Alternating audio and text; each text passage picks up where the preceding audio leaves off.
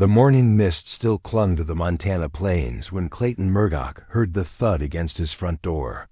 It wasn't the familiar sound of a package delivery or a neighbor's knock. It was the hollow sound of something heavy hitting wood and sliding down. When he opened the door, expecting to find a wounded animal or fallen branch, he discovered a woman collapsed on his weathered porch, her frail body barely moving with shallow breaths. Before we jump back in, tell us where you're tuning in from, and if this story touches you, make sure you're subscribed because tomorrow I've saved something extra special for you. What Clayton didn't know was that this mysterious woman carried with her a leather-bound diary that would unravel decades of lies, expose a conspiracy that had destroyed countless lives, and force him to confront the darkest chapter of his own family's history. Clayton Murdoch had lived alone on the Broken Arrow Ranch for the better part of 15 years. The 3,000-acre spread in the shadow of the Beartooth Mountains had been in his family for 4 generations, passed down from his great-grandfather who'd claimed the land during the Homestead Rush of 1889. Now, at 52, Clayton worked the ranch with the help of 2 part-time hands, raising cattle and maintaining the legacy his ancestors had built with calloused hands and stubborn determination. The ranch house itself was a testament to frontier craftsmanship, 2 stories of hand-hewn logs and native stone, with a wraparound porch that offered views of the rolling grasslands stretching toward the distant peaks. Clayton had inherited more than just the land. He'd inherited the solitude that came with it. His ex-wife Sarah had left 8 years prior, claiming she couldn't handle the isolation and his unwillingness to sell the ranch for a more comfortable life in Billings. Their divorce had been amicable enough, but it left Clayton with an empty house and a determination to prove that some things were worth preserving, even if it meant preserving them alone. The woman on his porch appeared to be in her early 60s. Though malnutrition had aged her beyond her years, her clothes were clean but threadbare, a faded blue dress that had seen better decades, and worn leather shoes with holes near the toes. Her silver hair was pulled back in a neat bun despite her condition, suggesting she'd maintained her dignity even as her body failed her. Most striking were her hands, elegant fingers that spoke of a genteel upbringing. Now bone-thin and trembling, Clayton's first instinct was to call 911, but his nearest neighbor was 12 miles away, and the ranch sat in a cellular dead zone. The closest hospital was 45 minutes by truck, assuming the roads were clear. He made a quick assessment. The woman was breathing. Her pulse was weak but steady, and she showed no obvious signs of trauma. Whatever had brought her to his doorstep, she needed immediate care that he'd have to provide himself. He carried her inside with surprising ease. She couldn't have weighed more than 90 pounds. The guest bedroom downstairs had remained untouched since Sarah left, still decorated with the floral wallpaper and antique furniture she'd selected during their early years of marriage. Clayton laid the stranger on the 4-poster bed and covered her with a quilt his grandmother had sewn decades earlier. As he settled her onto the bed, something fell from the folds of her dress, a small leather journal worn smooth by countless hands. The cover was unmarked, held closed by a thin leather strap. Clayton set it on the nightstand without examination, his immediate concern focused on the woman's welfare. He'd learned basic first aid during his years managing the ranch, knowledge born of necessity when you lived hours from professional medical help. Her breathing was shallow but regular, her skin pale and cold to the touch. Dehydration seemed the most pressing concern, followed by what appeared to be severe malnourishment. He prepared a weak solution of water and salt, managing to get small amounts past her lips using a medicine dropper he kept in the ranch's first aid kit. For 3 days, the woman drifted in and out of consciousness. Clayton maintained a steady routine of providing small amounts of liquid nourishment, water, weak broth, and eventually diluted fruit juice. He'd moved a chair into the guest room, sleeping there in shifts to monitor her condition. During her conscious moments, She would look around with sharp, intelligent eyes that seemed to catalog every detail of her surroundings. But she remained silent. On the fourth morning, Clayton entered the room to find her sitting up, though she remained weak and unsteady. Her eyes followed him as he approached with a cup of warm broth. "Thank you," she said, her voice barely above a whisper, but carrying the refined accent of someone educated back east. "I'm Margaret Whitfield. Clayton Murdoch, this is my ranch." He offered her the broth, which she accepted with trembling hands. "Ma'am, I need to ask, how did you get here?" "My ranch is 30 miles from the nearest town, and there's no public transportation out this way."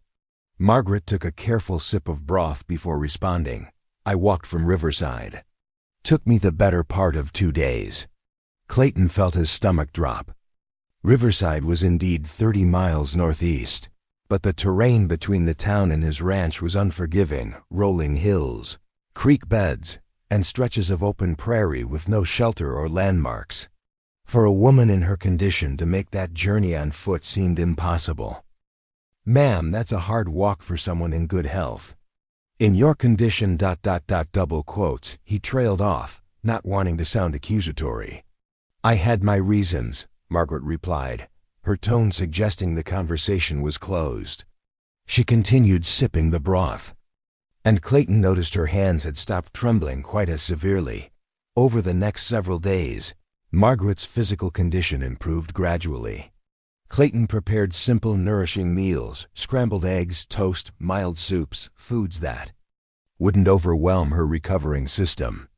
She remained polite but distant, answering direct questions with minimal responses and volunteering no information about her circumstances or how she'd ended up collapsed on his porch. It was during this period that Clayton's curiosity about the leather journal grew stronger. It remained on the nightstand where he'd placed it, untouched and unexplained. Margaret never acknowledged its presence, though he occasionally caught her glance in its direction with an expression he couldn't quite interpret, something between longing and dread. On the 7th day, as Margaret sat in the main room near the stone fireplace, wrapped in one of Sarah's old robes, Clayton decided to address the obvious questions that hung between them. "Mrs. Whitfield, I don't mean to pry, but I think I have a right to know what brought you to my ranch. You nearly died on my porch, and I've been caring for you for a week without understanding the first thing about your situation," Margaret said down her cup of tea and looked directly at him for the first time since she'd regained consciousness. Her eyes held a weight that spoke of experiences Clayton couldn't imagine. "You're right, of course. You've shown me incredible kindness, and I've been ungrateful in my silence." She paused, seeming to gather her thoughts. "I came here specifically to find you, Mr. Murdoch, or rather, to find your family." Clayton felt the room temperature seem to drop. "I'm sorry, what?" "Your great-grandfather, Silas Murdoch. He founded this ranch in 1889, correct?" "That's right, but I don't understand what that has to do with. My maiden name was Margaret Caldwell. My family had a homestead about 15 miles northeast of here, near what's now Riverside. We lost everything in 1932. The year hit Clayton like a physical blow. 1932 was a date that lived in family legend, the year his great-grandfather had expanded the ranch significantly, purchasing several adjoining properties during the depths of the Great Depression. Family stories portrayed Silas as a shrewd businessman who'd managed to thrive when others failed, securing the ranch's future through careful planning and wise investments. "Mrs. Whitfield, I'm not sure what you're suggesting, but I'm not suggesting anything. Mr. Murdoch, I'm telling you that your great-grandfather stole our land, along with the land of 7 other families in this valley. He didn't buy it through any legitimate transaction. He forged documents, bribed officials, and when that wasn't enough, he used violence and intimidation to drive families from their homes." The accusation hung in the air like smoke from a wildfire. Clayton's first impulse was to defend his family's honor, to reject such claims as the ravings of a confused elderly woman. But something in Margaret's tone, the complete absence of hysteria or vindictiveness, made him pause. "That's a serious accusation, ma'am. Do you have any proof?" Margaret's eyes moved to the leather journal on the distant knitstand. "More proof than you might want to see." That evening, after Margaret had retired to the guest room, Clayton found himself staring out the kitchen window at the vast expanse of his ranch. The land rolled away in gentle waves toward the mountains, dotted with cattle and cross-fenced with miles of barbed wire. Every acre represented generations of his family's work, their dreams and sacrifices. The idea that it had been built on theft and violence seemed incomprehensible, yet he couldn't shake the image of Margaret's eyes when she'd spoken about 1932. There had been no madness there, no confusion, just a terrible, weary certainty. He'd grown up hearing stories about the expansion of 1932, but now that he thought about it, the details had always been vague. His great-grandfather had been portrayed as a man who'd somehow prospered during the worst economic disaster in American history, but the mechanics of that prosperity had never been clearly explained. Clayton had assumed it was simply good business, sense combined with careful saving, but Margaret's words forced him to consider other possibilities. Sleep came fitfully that night. Clayton found himself remembering odd details from his childhood. Whispered conversations that stopped when he entered a room. His great-grandfather's reluctance to discuss certain aspects of the ranch's history. The way older residents of Riverside would sometimes look at the Murdoch name with expressions he'd never understood. The next morning, Margaret appeared stronger than she'd been since her arrival. She'd managed to dress herself in clothes Clayton had retrieved from a donation box at the county church, simple but clean garments that fit reasonably well. She seemed to have reached some internal decision overnight. "Mr. Murdoch, I owe you an explanation, and you deserve to hear the full truth about what happened in this valley." She gestured toward the guest room. "That diary contains the account of everything your great-grandfather did to my family and others. But before you read it, I want you to understand that I didn't come here seeking revenge or compensation. Those days are long past. Preparing and narrating this story took us a lot of time, so if you are enjoying it, subscribe to our channel. It means a lot to us. Now back to the story. Then why did you come?" "Because the truth has a weight to it, and I'm too old to carry it alone anymore. My husband died 3 years ago. Our children are grown and scattered across the country. I've spent decades keeping this secret, and I realized I was going to take it to my grave unless I found the courage to share it with someone who needed to know." Clayton poured himself a cup of coffee, his hands less steady than usual. "And you think I need to know? I think you have a right to know. What you do with the knowledge is entirely up to you." Margaret retrieved the leather journal from the knitstand and placed it on the kitchen table between them. In the morning light, Clayton could see that the leather was incredibly worn, the edges soft from decades of handling. The binding was hand-stitched, and the cover bore the faint impression of initials that had been worn nearly smooth. "This belonged to my mother, Eleanor Caldwell. She started writing in it when she was 16 and continued until the day she died." The entries about 1932 begin on page 127. Clayton stared at the journal without touching it. "Mrs. Whitfield, I'm not sure I'm ready to read it. When you're ready, Mr. Murdoch. I'll be here." The rest of the morning passed in uncomfortable silence. Clayton went about his usual ranch duties, checking on the cattle, mending a section of fence damaged by the previous week's storm, servicing one of the tractors, but his mind kept returning to the journal sitting on his kitchen table. By afternoon, his curiosity had overcome his reluctance. Margaret was resting in the guest room when Clayton finally opened the diary. The pages were filled with elegant handwriting in fading blue ink, the words of a woman documenting her daily life in careful, precise script. The early entries described the routine concerns of a homesteading family: weather, crops, livestock, and the small celebrations and tragedies that marked frontier life. Page 127 began with an entry dated March 15, 1932. "The Murdoch man came Buy again today with his offer. Papa told him the same thing he's told him 6 times before. We're not selling.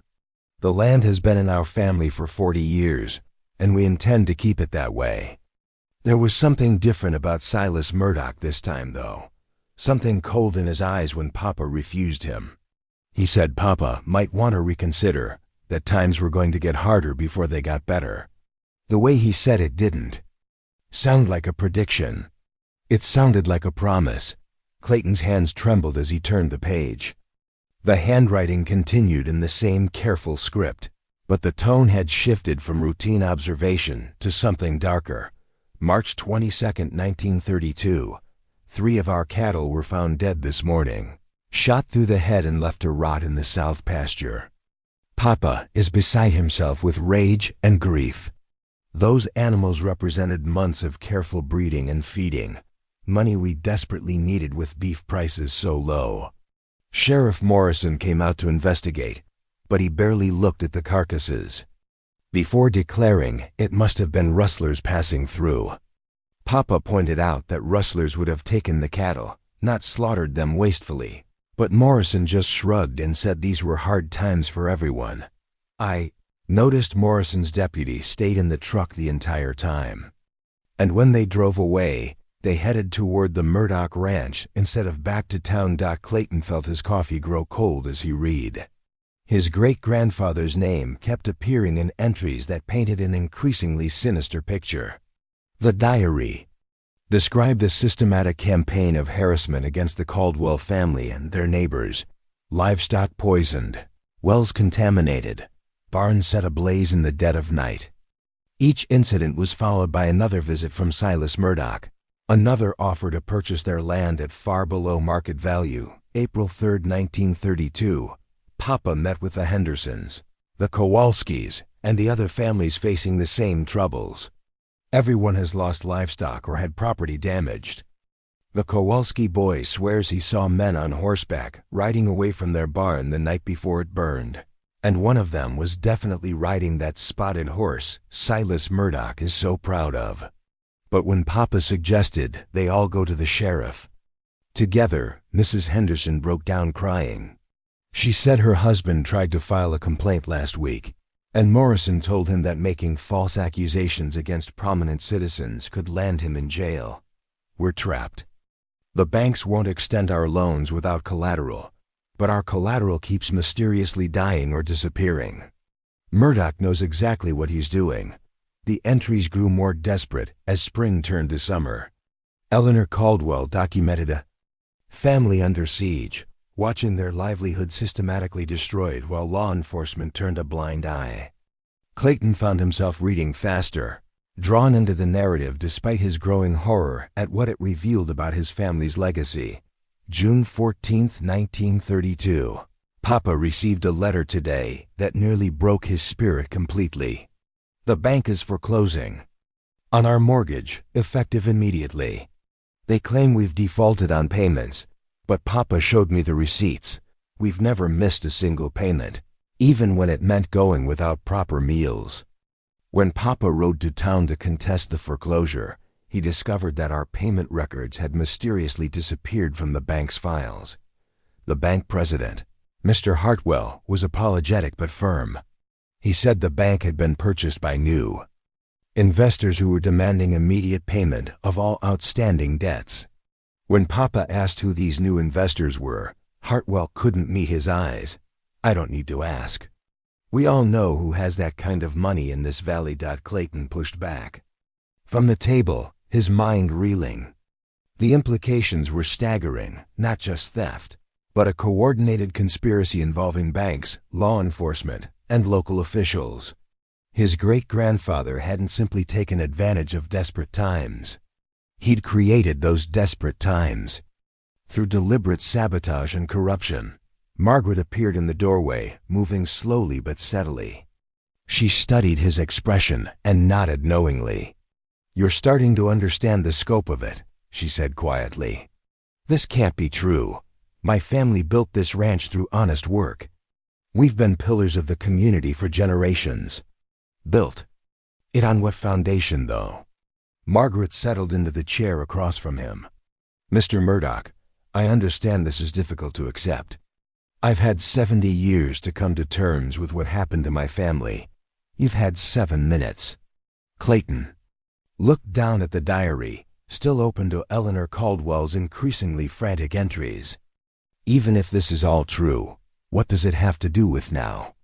Everyone involved has been dead for decades. Keep reading. You'll understand soon enough. The summer entries detailed the final collapse of the Caldwell homestead. Foreclosure proceedings moved with suspicious speed, pushed through a court system that seemed eager to expedite the transfer of property titles. Eleanor described her father's descent into despair as he watched 4 decades of family history dissolve in a matter of weeks. July 28, 1932. The eviction notice arrived today. We have 10 days to vacate the premises. Papa hasn't spoken a word since the sheriff delivered the papers. He just sits on the porch, staring out at the fields his father cleared by hand 40 years ago. Mama is packing what little we can carry, but where are we supposed to go? The Kowalskis left for California. Last week, the Hendersons moved in with relatives in Denver. One by one, our neighbors are disappearing, and the Murdoch ranch keeps growing larger.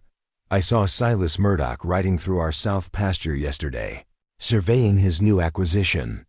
He had the decency to look away when he noticed me watching from the kitchen window, but there was no shame in his posture. This was always his plan. The final entries from the Caldwell homestead were heartbreaking in their simple dignity. Eleanor wrote about her family's last night in the house her grandfather had built, about her father's tears as he took down the family photographs, about her mother's silent grief as she abandoned the garden she'd tended for 25 years. August 8, 1932. We left this morning before dawn. Papa couldn't bear to see Murdoch's men take possession of the house. We loaded what we could into the wagon and drove toward town, not looking back. Mama finally broke her silence as we crested the hill that would take the homestead out of view forever. She said, "The land remembers, Eleanor. It always remembers." I don't know what she meant then, but I think I'm beginning to understand. Some wounds don't heal with time. They just get passed down. Clayton closed the diary and sat in silence for several minutes. The afternoon sun slanted through the kitchen windows, casting long shadows across the table. Outside, his cattle grazed peacefully on grass that had been watered by 3 generations of honest labor, or so he'd always believed. "What happened to your family after they lost the farm?" he asked finally. Margaret's expression grew distant. "We moved to Riverside, rented a small house near the railroad tracks. Papa tried to find work, but word had gotten around that he was a troublemaker. Mama took in washing and mending to help make ends meet. I was 19, old enough to work as a clerk in the general store." "And your father?" "Never recovered from losing the land. He'd been born on that homestead, expected to die there, and pass it on to his children. When that was taken from him, something essential broke inside. He lasted 2 more years before his heart gave out. Mama always said he died of grief." Clayton studied Margaret's weathered features, seeing past the elderly woman to the teenage girl who'd watched her family's world collapse. "I'm sorry for what happened to you, but I still don't understand why you came here now, after all these years." Margaret reached across the table and placed her hand on the diary. "Because there's more to the story. The entries you just read were written while my mother was still a young woman, still believing that justice would eventually prevail. But she kept writing in this diary for 40 more years, and she discovered things about Silas Murdoch that would shock even you." Before Clayton could respond, Margaret continued, "Your great-grandfather didn't stop stealing our land. That was just the beginning. Over the next decade, he expanded his operations beyond simple property theft. He ran a network that stretched from Montana to Wyoming, involving cattle rustling, illegal timber harvesting, and worse. Much worse. What do you mean worse? People who opposed him had a tendency to disappear. Not just leave town. disappear entirely. Bodies were never found. Families never got closure. The diary contains details about at least 6 such disappearances, including witnesses who saw Murdoch's men involved. Clayton felt the world shift beneath him. Property theft was one thing, horrible but perhaps understandable in the context of desperate economic times. But murder? You're talking about serial killing. I'm talking about a criminal enterprise that operated with complete impunity because Silas Murdoch owned every official who mattered in 3 counties. Sheriff Morrison was on his payroll, along with judges, bank presidents, and land office clerks. Anyone who threatened to expose the operation simply vanished. The kitchen fell silent except for the steady ticking of the wall clock. Clayton tried to process what he was hearing, but it seemed too enormous to grasp. His entire understanding of his family's history was crumbling with each revelation. Mrs. Whitfield, these are incredibly serious accusations. Even if they're true, everyone involved has been dead for generations. What's the point of dredging this up now? Margaret stood slowly and walked to the window overlooking the ranch yard. Because it didn't end with Silas. Mr. Murdoch, the network he built, survived his death in 1943. It adapted, evolved, became more sophisticated, and it's still operating. Clayton's blood went cold. What are you talking about? My husband spent 30 years as a private investigator. After we married in 1955, I told him about what had happened to my family. He became obsessed with uncovering the full scope of Murdoch's criminal network.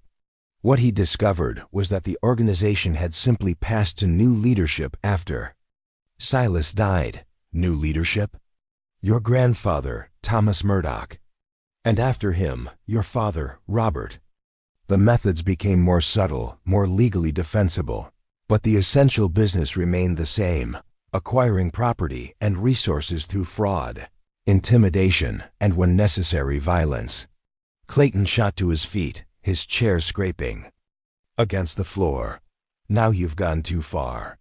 My father was a respected member of this community. He served on the school board, donated to charity, never had so much as a speeding ticket.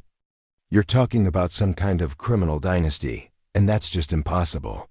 Margaret turned from the window, her expression compassionate but unwavering. Mr. Murdoch, I understand how difficult this must be to hear, but the evidence is overwhelming. My husband documented everything. Shell companies used to hide property transactions, bribes paid to local officials, intimidation campaigns against families who refused to sell their land. The Murdoch Ranch grew from 3,000 acres to over 15,000 acres during your father's lifetime. Do you really believe all those acquisitions were legitimate? Clayton's mind raced through his memories of his father.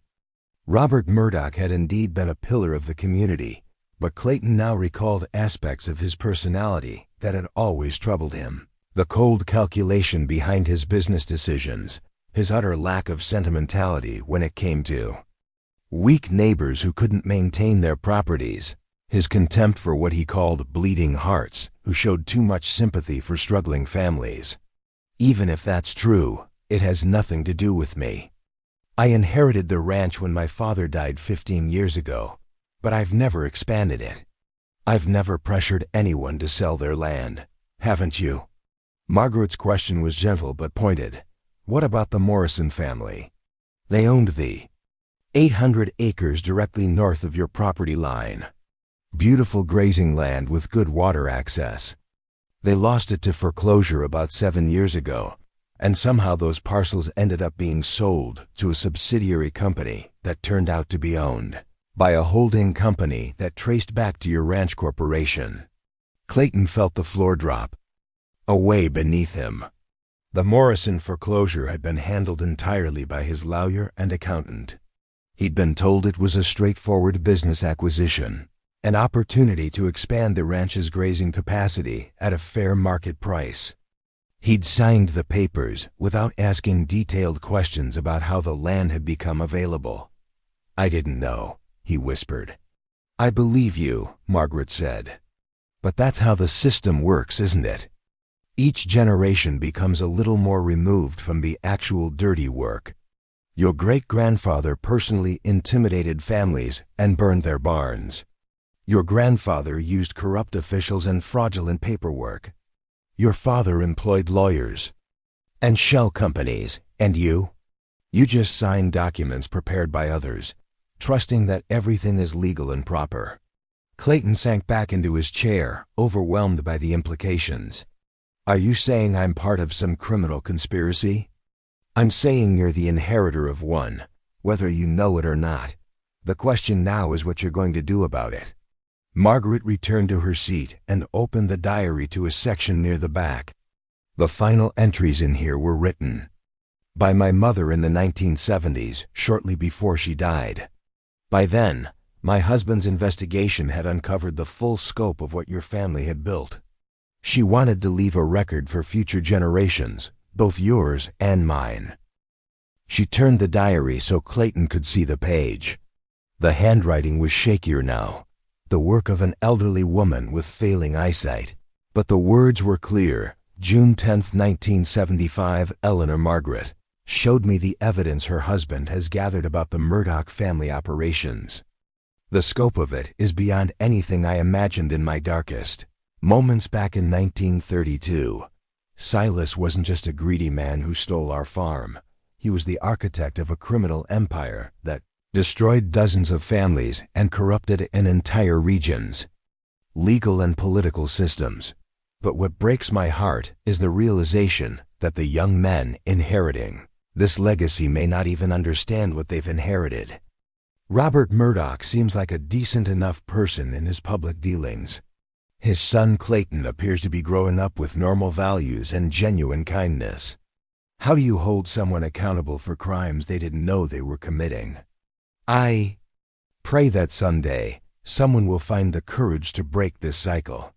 The land remembers what was done to it, but perhaps it can also remember what was done to heal it. That Clayton stared at his own name, written in Eleanor Caldwell's careful script. The woman had been thinking about him while he was still a child, wondering about his character and his future choices. The weight of that knowledge was almost unbearable. She knew about me, he said quietly. She hoped for you, Margaret corrected. She believed that eventually, someone in your family would choose to break the pattern. That's why I'm here, Mr. Murdoch. Not for revenge, not for compensation, but to give you the choice she prayed you would have, the choice to know the truth and decide what to do with it. The silence stretched between them like a chasm. Clayton stared at the diary entry containing his name, written by a woman who had died before he'd graduated high school. The afternoon light was fading, casting the kitchen in amber shadows that seemed to deepen the weight of everything he'd learned. Mrs. Whitfield, he said finally, his voice hoarse. You mentioned your husband was a private investigator. What exactly did he find? Margaret reached into her dress pocket and withdrew a small brass key. He found enough evidence to fill 3 filing cabinets. Bank records, property deeds, correspondence between your family and various officials, witness statements from people who were afraid to speak up while they were alive, but left sealed testimonies to be opened after their deaths. Where is all this evidence now?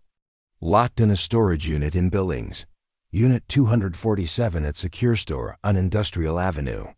She placed the key on the table between them. My husband made me promise that if anything happened to him, I would find a way to get this information to someone who could use it responsibly, someone with the power to make things right. Clayton picked up the key, surprised by how warm it felt from Margaret's pocket. Such a small object to hold such enormous implications. What kind of things right? Everyone who was directly harmed is dead. Their children have moved on, built new lives elsewhere. Have they? Margaret's question carried an edge he hadn't heard before. Mr. Murdoch, your family's operation didn't stop in the 1970s. It adapted to modern times. The methods became more sophisticated, but the essential business model remained the same. Identify vulnerable properties. Create financial pressure through various means. acquire the land at below market prices, and consolidate power. Clayton felt a chill run down his spine. What are you saying? I'm saying that in the past 15 years since your father's death, at least 12 families in this county have lost their properties under suspicious circumstances. The Morrisons were just one example. Each case followed a similar pattern: unexpected financial difficulties, pressure from creditors, foreclosure proceedings that moved unusually quickly, and eventual sale to companies that trace back to your ranch's business interests. That's impossible. I would have known, would you? Margaret interrupted. Tell me, Mr. Murdoch, who handles your legal affairs? Pemberton, Hayes, and Associates in Billings. They've represented my family for 3 generations. And your financial planning? First Mountain Trust Company. Again, a long-standing relationship. Margaret nodded grimly. Both firms were identified in my husband's investigation as key components of the Murdoch network. They didn't just provide services to your family, they actively facilitated the acquisition strategy. When you sign documents prepared by Pemberton Hayes, you're not just conducting routine business. You're authorizing the continuation of a system that's been destroying families for nearly a century. Clayton's hands began to shake. He thought about all the papers he'd signed over the years, trusting his lawyers and financial advisors to handle the complex details of ranch management. Property acquisitions, investment strategies, tax planning. He'd been proud of his hands-off approach, believing it showed wisdom to delegate such matters to experts. The Morrison property, he said slowly. You said I acquired it through foreclosure. I was told it was a routine purchase. Your lawyers arranged for Morrison Family Farm to receive a loan from a shell company at below market interest rates. The loan terms included a balloon payment after 5 years, a payment the Morrisons were never going to be able to make. When they defaulted, the property went into foreclosure, and another shell company, this one controlled by First Mountain Trust, purchased it at auction. 3 months later, that company sold the land to Broken Arrow Ranch for exactly what they'd paid at auction. Clayton felt sick. So I got the land at foreclosure prices, but it was designed to look like a legitimate business transaction. Exactly. And the Morrisons? They lost their family homestead and received just enough money from the foreclosure sale to cover their original loan balance. 40 years of equity in that land, wiped out through financial manipulation. The implications cascaded through Clayton's mind. How many other acquisitions had followed similar patterns? How many families had been quietly destroyed while he remained obliviously grateful for his ranch's continued prosperity? Mrs. Whitfield, if what you're telling me is true, then I'm not just the inheritor of a criminal legacy. I'm an active participant in ongoing crimes. That's one way to look at it.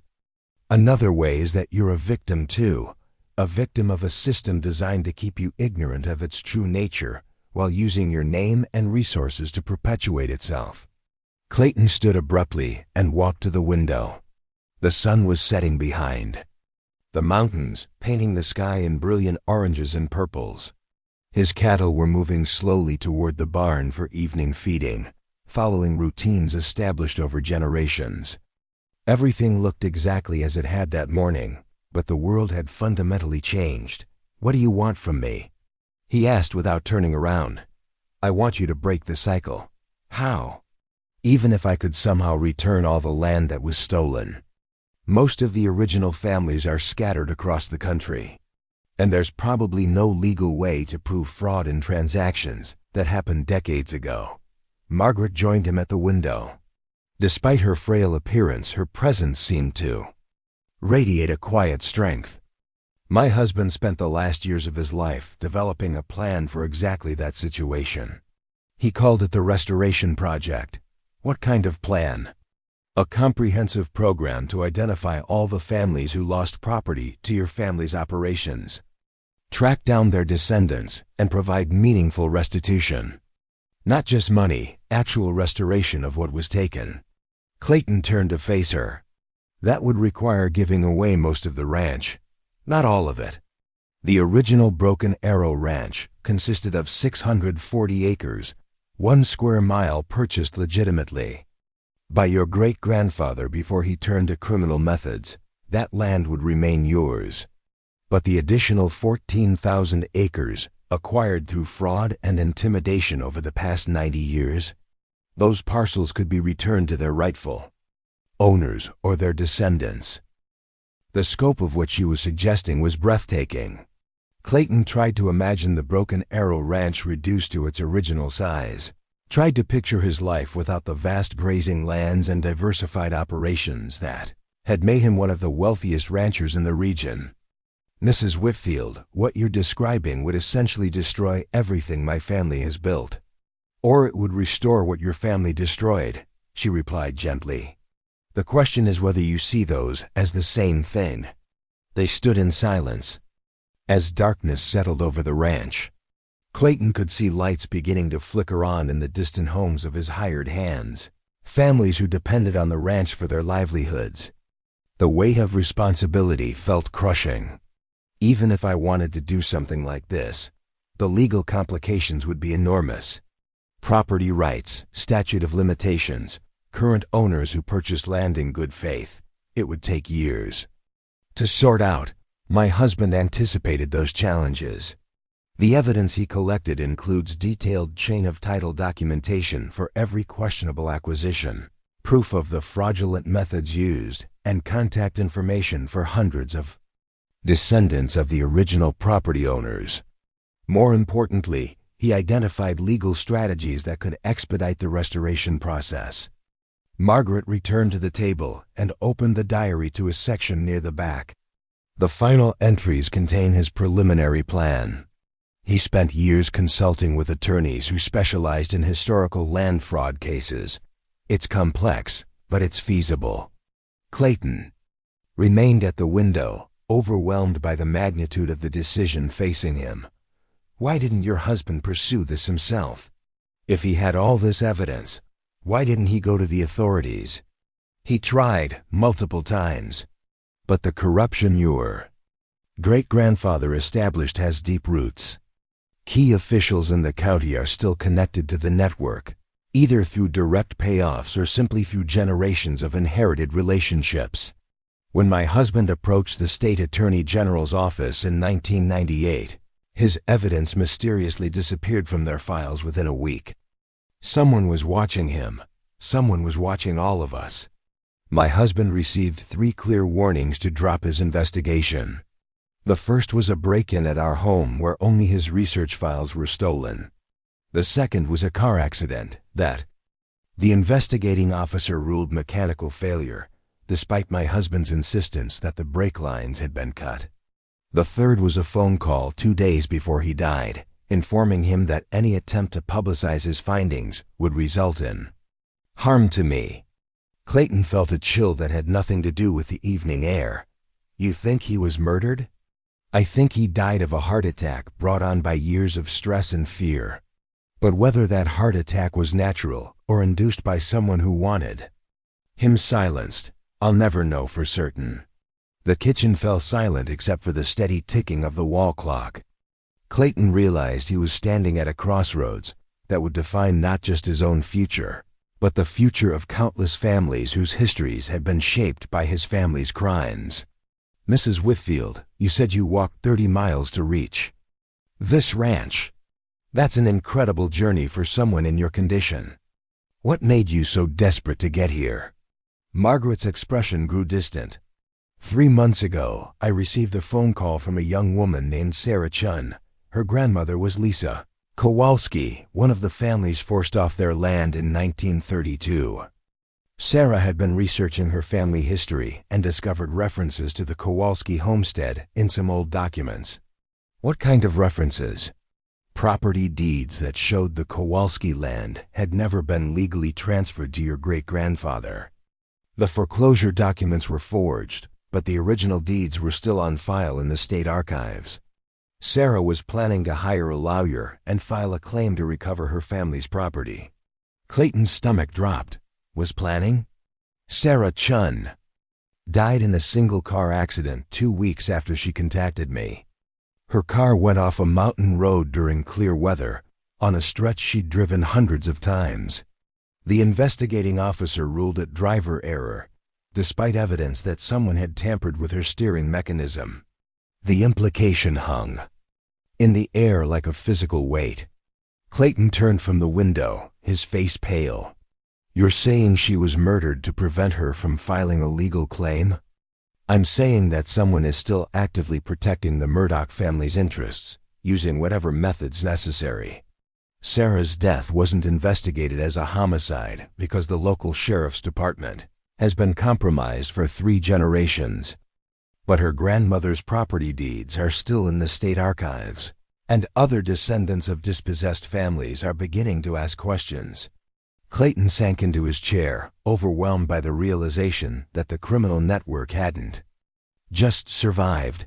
It was still operating, still destroying lives to protect secrets that went back nearly a century. How many other families are at risk? Margaret opened the diary to a page filled with names and dates. "My husband identified 47 families whose descendants might have legitimate claims to property, currently controlled by the Murdoch network. If even half of them decide to pursue legal action, the entire system could unravel. Unless they're stopped." "Unless they're stopped," Margaret confirmed. "Which is why I had to reach you before someone decided I was also a threat. At my age, another accident wouldn't surprise anyone." Clayton studied Margaret's weathered face, seeing past the frail elderly woman to the courage that had driven her to make an impossible journey. "You risked your life to come here. I risked my life to give you the chance to choose differently than your ancestors. The cycle can end with you, Mr. Murdoch, but only if you have the courage to break it." Outside, the wind picked up, rattling the windows and carrying the scent of rain from the distant mountains. Clayton thought about Sarah Chen, a young woman who died simply for asking questions about her family's history. He thought about the Morrison family, losing their homestead through financial manipulation they probably never understood. He thought about 47 other families whose descendants might be marked for similar fates. "The storage unit key," he said finally. "What exactly is in those files?" "Everything. Bank records showing illegal transfers, correspondence proving bribery and corruption, witness statements from people who saw crimes committed, property deeds that prove fraud, and most importantly, a complete plan for restoration that could return stolen land to its rightful owners while providing legal protection for everyone involved." Clayton picked up the brass key, feeling its weight in his palm. Such a small object to hold such enormous power, the power to destroy his family's legacy or to transform it into something honorable. "If I open that storage unit, there's no going back, is there?" "No," Margaret said softly. "Once you know the full truth, you'll have to decide whether you're going to be part of the solution or part of the problem. There's no middle ground." The storm that had been threatening all day finally arrived, sending the first drops of rain against the kitchen windows. Clayton closed his eyes and listened to the sound, thinking about all the storms his family had weathered over the past century. Some had been natural disasters that tested their resilience. Others had been of their own making, destroying innocent people while enriching themselves. When he opened his eyes, Margaret was watching him with an expression of quiet hope. "Mrs. Whitfield," he said, his voice steady for the first time since morning. "Tomorrow we're driving to Billings." The drive to Billings took place under heavy gray clouds that seemed to mirror Clayton's mood. Margaret sat quietly in the passenger seat of his truck, the diary clutched in her lap like a shield against the unknown. Neither of them spoke much during the 3-hour journey, both lost in thoughts about what they might discover in the storage unit. Secure Store sat on the industrial outskirts of Billings, a sprawling complex of corrugated metal buildings surrounded by chain-link fence topped with razor wire. Unit 247 was located in the back section, away from the main office and foot traffic. As Clayton pulled his truck up to the loading dock, he noticed that most of the nearby units appeared abandoned. their roll-up doors secured with heavy padlocks and thick layers of dust. Margaret's hand shook as she handed him the brass key. "My husband paid the rental fees 20 years in advance," she said quietly. "He wanted to ensure the evidence would survive even if something happened to us." The lock turned easily despite its age, and the metal door rolled up with a screech that seemed to echo through the empty complex. Clayton stepped inside and fumbled for a light switch, finally locating a pull chain that illuminated a single bare bulb hanging from the ceiling. What he saw took his breath away. The storage unit was organized like a professional archive. 3 massive filing cabinets lined the back wall, each drawer meticulously labeled with dates, property descriptions, and family names. A large table occupied the center of the space, covered with maps, photographs, and legal documents. Bankers' boxes were stacked floor to ceiling along one wall, each container numbered and cataloged. Margaret followed him inside, moving slowly but with obvious familiarity. "Thomas spent 15 years assembling all of this," she said, running her hand along one of the filing cabinets. "He called it his life's work." Clayton approached the table, where a detailed map of the region was spread out and covered with colored pins. Red pins marked properties acquired by the Murdoch family between 1930 and 1950. Blue pins indicated acquisitions from 1950 to 1980. Yellow pins showed properties obtained since 1980. The pattern was overwhelming, a spider web of acquisitions that had gradually consumed nearly every family farm and ranch in a 50-mile radius. "Dear God," Clayton whispered. "I had no idea the scope was this large." Margaret opened the nearest filing cabinet and withdrew a thick folder marked Morrison Family, 2018. Inside were copies of loan documents, correspondence between lawyers, and a detailed timeline showing how the Morrison farm had been systematically targeted for acquisition. "Look at this," she said, pointing to a letter dated 6 months before the Morrisons received their fateful loan offer. The letter was from Pemberton, Hayes and Associates to First Mountain Trust Company, outlining a strategy to create financial pressure on the Morrison property through a series of seemingly unrelated actions. Clayton read the letter with growing horror. The plan included arranging for the Morrisons' primary bank to suddenly tighten their existing credit terms, causing problems with their livestock feed suppliers. Simultaneously, a shell company would begin purchasing grain futures to artificially inflate feed costs in the region. When the Morrisons found themselves facing a cash flow crisis, the shell company controlled by First Mountain Trust would appear as a helpful lender, offering what seemed like a generous loan with reasonable initial terms. This is beyond criminal," Clayton said, his voice barely audible. "This is systematic economic warfare against innocent families." Margaret nodded grimly. "And it's been happening continuously for 90 years. Your family's empire wasn't built through hard work and good fortune. It was built through the deliberate destruction of everyone around you." Clayton moved. Another filing cabinet, this one labeled Historical Acquisitions 1930 to 1960. The first folder he opened contained the complete file on his own family's original homestead. What he found challenged everything he'd been told about his great-grandfather's legitimate purchase of the initial 640 acres. According to the documents, Silas Murdoch had never actually purchased the original homestead land. Instead, he'd forged a deed transfer after murdering the property's actual owner, a Swedish immigrant named Eric Lindquist, who'd filed a legitimate homestead claim in 1887. Lindquist's body had been found in a remote canyon in 1889, but the death was ruled accidental, despite evidence of blunt force trauma to the skull. "Margaret," Clayton called, his voice hollow. Even the original ranch was stolen. She joined him at the filing cabinet, reading over his shoulder. Thomas discovered that in 1994.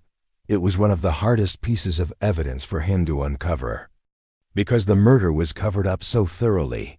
Clayton sank into a chair that had been placed near the table. The magnitude of his family's crimes was beyond anything he'd imagined. Not just theft, not just fraud, but murder spanning nearly a century. Every acre of land he'd considered his birthright had been acquired through violence and corruption. The Lindquist family, he said slowly. What happened to them? Margaret opened another folder.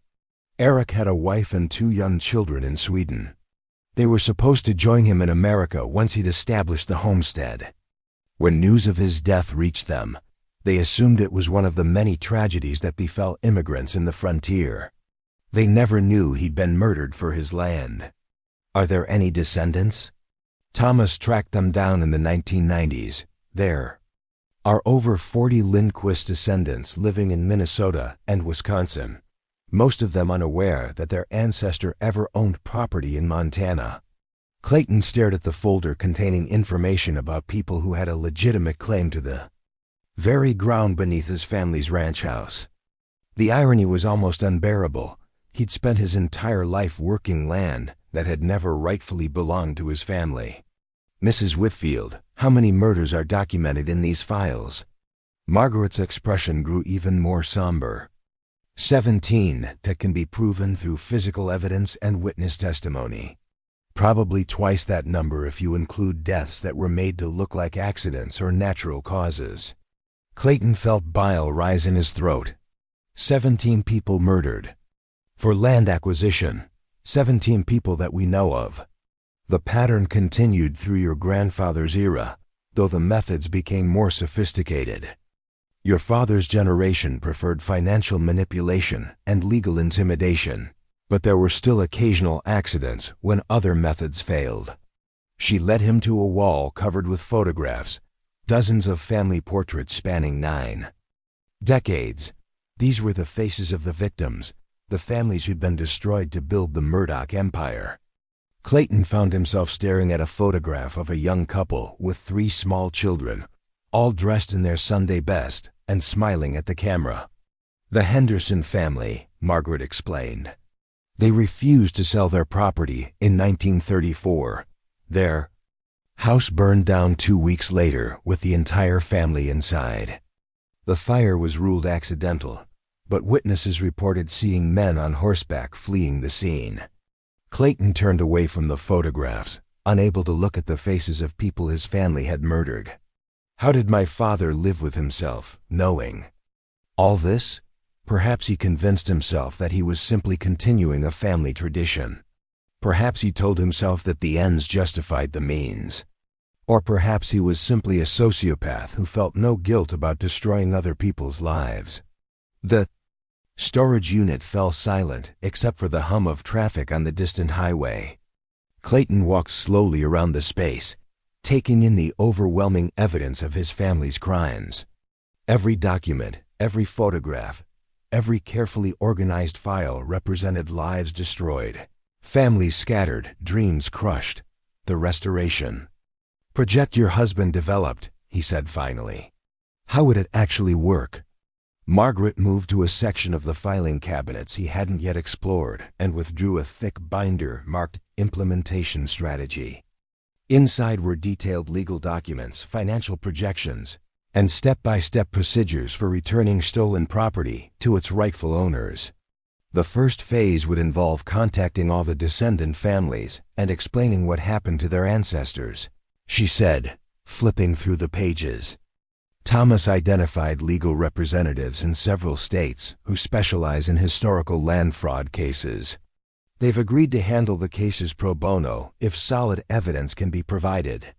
What about current property owners who purchased land in good faith? The plan includes a compensation fund that would reimburse anyone who loses property they legitimately purchased. The fund would be established using assets from the Murdoch Ranch and the various shell companies that facilitated the fraud. Clayton studied the financial projections, which showed that implementing the full restoration project would require liquidating virtually all of his family's holdings. The ranch house, the original 640 acres, and a modest compensation fund would be all that remained of the once mighty Murdoch empire. This would essentially make me a poor man, he said quietly. It would make you an honest man, Margaret replied. For the first time in 4 generations. Clayton continued reading through the implementation strategy, impressed despite himself by the thoroughness of the planning. Thomas Whitfield had anticipated every legal obstacle, every political challenge, every emotional difficulty that might arise during the restoration process. The plan wasn't just idealistic, it was practical and achievable. There's something else, Margaret said, opening another section of the binder. Thomas developed contingency plans for what might happen if the current network tried to stop the restoration. The contingency section made for sobering reading. Thomas had documented the ongoing criminal operations in detail, identifying current participants and their methods of intimidation. He'd also outlined strategies for protecting participant families from retaliation, including safe house arrangements and federal witness protection protocols. Federal witness protection? Clayton looked up from the documents. You're talking about treating this like organized crime. Because that's exactly what it is. The Murdoch Network meets every legal definition of a criminal enterprise. It has a hierarchical structure, engages in ongoing illegal activities, uses violence and intimidation to protect its interests, and corrupts public officials to avoid prosecution. Clayton felt the weight of realization settling over him like a physical burden. His family wasn't just guilty of historical crimes. They were the hereditary leaders of an active, criminal organization that continued to operate in his name. Margaret, if I move forward with this restoration plan, I won't just be giving away my family's wealth. I'll be declaring war on a criminal network that's proven willing to kill to protect itself. Yes, she said simply. That's exactly what you'll be doing. They stood in silence among the evidence of 90 years of crimes. Clayton thought about Sarah Chun, murdered for asking questions about her family's stolen land. He thought about the Morrison family, destroyed through financial manipulation while he remained blissfully ignorant. He thought about the 17 documented murders and the countless other lives ruined to build his family's fortune. There's one more thing you need to see, Margaret said, leading him to a final filing cabinet. This one was labeled Current Threats and Active Surveillance. The files inside were more recent, some dated within the past 6 months. They contained photographs of people Clayton didn't recognize, surveillance reports, and intercepted communications. As he read through them, a chilling picture emerged of a network that was very much alive and actively monitoring potential threats to its continued operation.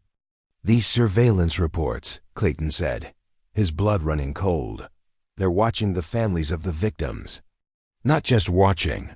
Several descendants who've begun researching their family histories have received anonymous warnings to stop their investigations. 2 others have suffered suspicious accidents similar to what happened to Sarah Chun. Clayton found a folder with his own name on it. Inside were photographs of his ranch, his truck, even pictures of them taken from a distance while he was working with his cattle. The most recent photo was dated just 1 week ago. They've been watching me too. Thomas always suspected that the network maintained surveillance on the Murdoch family to ensure continued cooperation. They needed to know if you ever became a threat to their operations. The implications were terrifying. Clayton realized that his every move had probably been monitored for years, his communications intercepted, his activities reported to people who saw him as both an asset and a potential liability. Margaret, by coming here today, by opening this storage unit, we've probably triggered some kind of alert. She nodded grimly. Almost certainly, which means we don't have much time. Clayton looked around the storage unit one final time, taking in the overwhelming evidence of his family's crimes and the detailed plan for making amends. The choice before him was stark and unforgiving: continue living as the unknowing figurehead of a criminal empire, or risk everything to break a cycle of violence that had persisted for nearly a century. How long would it take to implement the first phase of the restoration plan? Margaret consulted the timeline in the implementation binder. If we move quickly, we could begin contacting descendant families within 2 weeks. The legal filings could be submitted simultaneously in multiple jurisdictions to prevent any single court from blocking the process. And how long before the network realizes what we're doing and tries to stop us? Based on their historical response patterns, we have perhaps a month before they resorted to violence. But there are ways to protect ourselves if we move strategically. Clayton closed the binder and looked directly at Margaret. Mrs. Whitfield, if we do this, there's a very good chance we'll both end up dead. Mr. Murdoch, if we don't do this, the killing will never stop. More families will be destroyed, more innocent people will die, and your family's legacy will remain built on blood and theft for another generation. The truth of her words hit him like a physical blow. The storage unit around them contained evidence of 90 years of systematic evil, and he was the only person positioned to stop it from continuing into the future. "All right," he said, his voice steady despite the enormity of what he was committing to. "Let's break this thing apart." The first sign of trouble came as they were loading the most crucial documents into Clayton's truck. Margaret had suggested they move the evidence to a safer location before beginning the restoration process, and Clayton agreed that his ranch was too exposed. As he carried a box of files toward the vehicle, he noticed a black SUV parked at the entrance to the storage facility, its tinted windows making it impossible to see the occupants. "Margaret," he said quietly, setting down the box and walking back to the storage unit, "we may have company." She looked toward the entrance and immediately tensed. That vehicle wasn't there when we arrived. Clayton tried to appear casual as he continued loading boxes, but his mind raced through their limited options. The storage facility had only one entrance, and the black SUV was positioned to block any attempt at escape. If the occupants were hostile, he and Margaret were trapped in a remote industrial area with no witnesses and no help. "Keep loading," he murmured to Margaret. "Act like we don't notice them."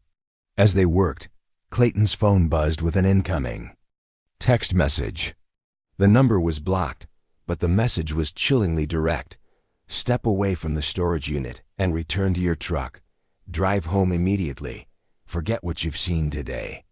Clayton showed the message to Margaret, whose face went pale. "They're monitoring our phones," she whispered. "Thomas always suspected they had that capability, which means they probably know exactly what we found here." Clayton glanced again at the black SUV, which remained motionless at the facility entrance.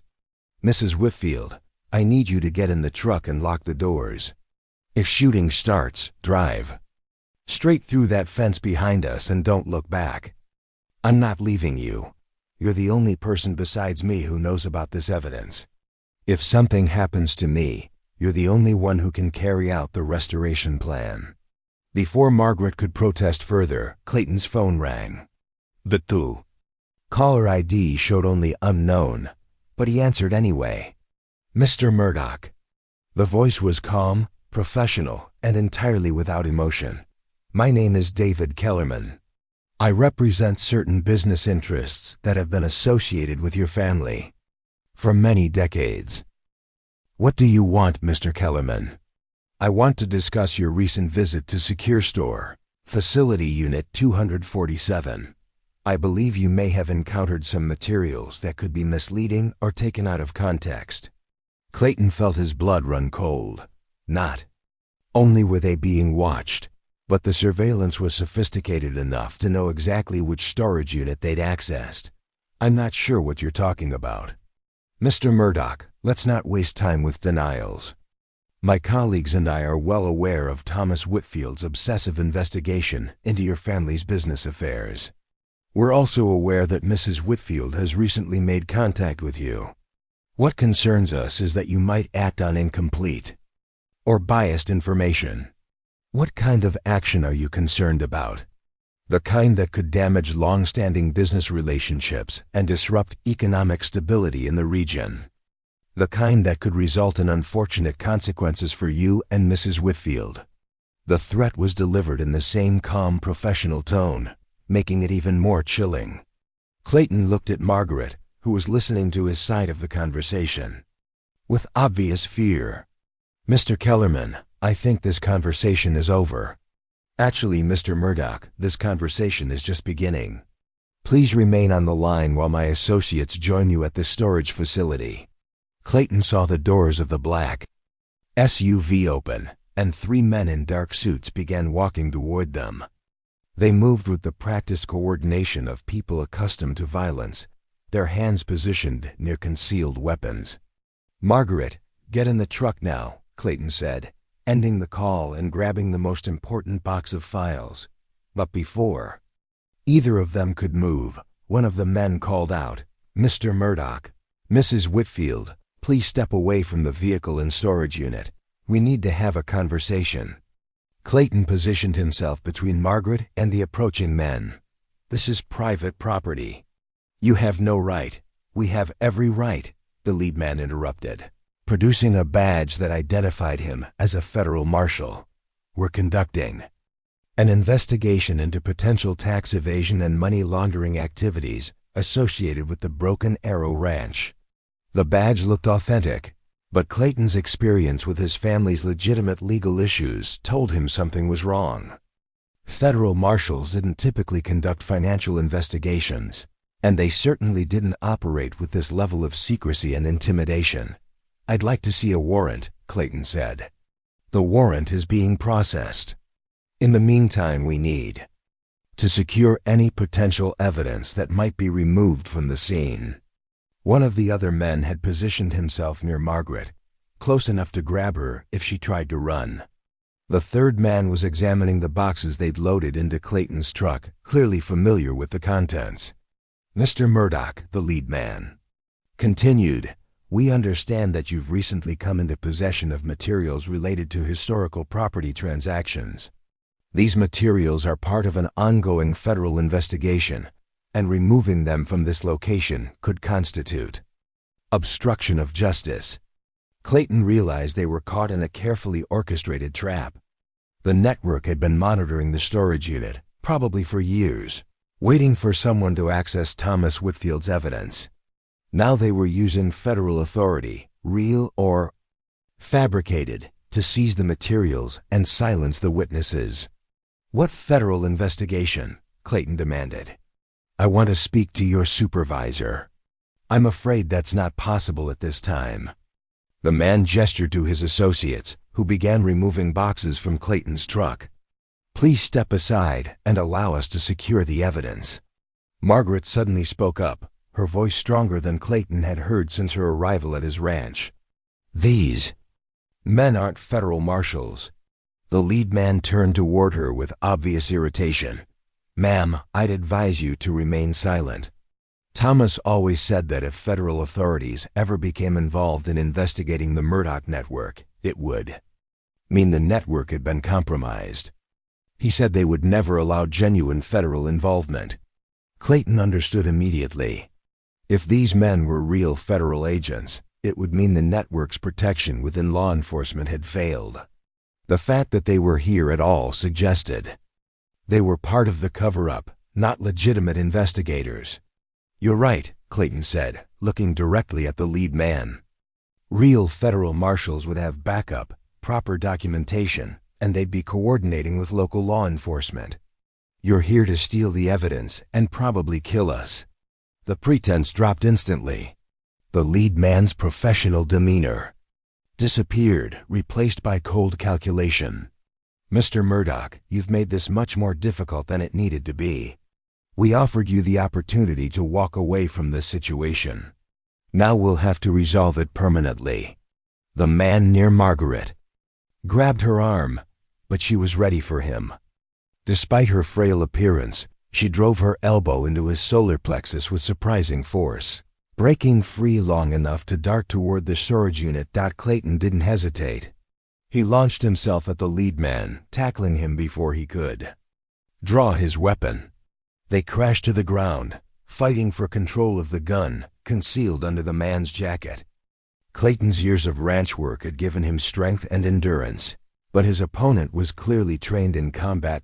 Margaret had reached the storage unit and was frantically gathering the most important files. The third man was pursuing her, but she managed to grab the implementation binder and several crucial folders before he caught up. The Lindquist file. She shouted to Clayton as she struggled with her pursuer. "Get the Lindquist file." Clayton broke free from the lead man and dove toward the storage unit, grabbing the folder containing evidence about his great-grandfather's original murder. Behind him, he heard the distinctive click of a gun being cocked. "That's enough," the lead man said, his weapon now drawn and pointed at Clayton's back. "Step away from the files and put your hands where I can see them." Clayton straightened slowly, the Lindquist folder clutched in his hand. Margaret was being held by one of the other men, blood trickling from her nose where she'd been struck. The situation seemed hopeless until Clayton heard the distant wail of sirens approaching the storage facility. The lead man's expression shifted from confidence to concern. "Those sirens aren't for us," he said, but his voice carried less certainty than before. "Actually, they are," Margaret said, managing a smile despite her injuries. "Thomas left instructions with his lawyer that if this storage unit was ever accessed, and if we didn't check in within 4 hours, the lawyer should contact the FBI field office in Denver and request immediate assistance." Clayton felt a surge of hope.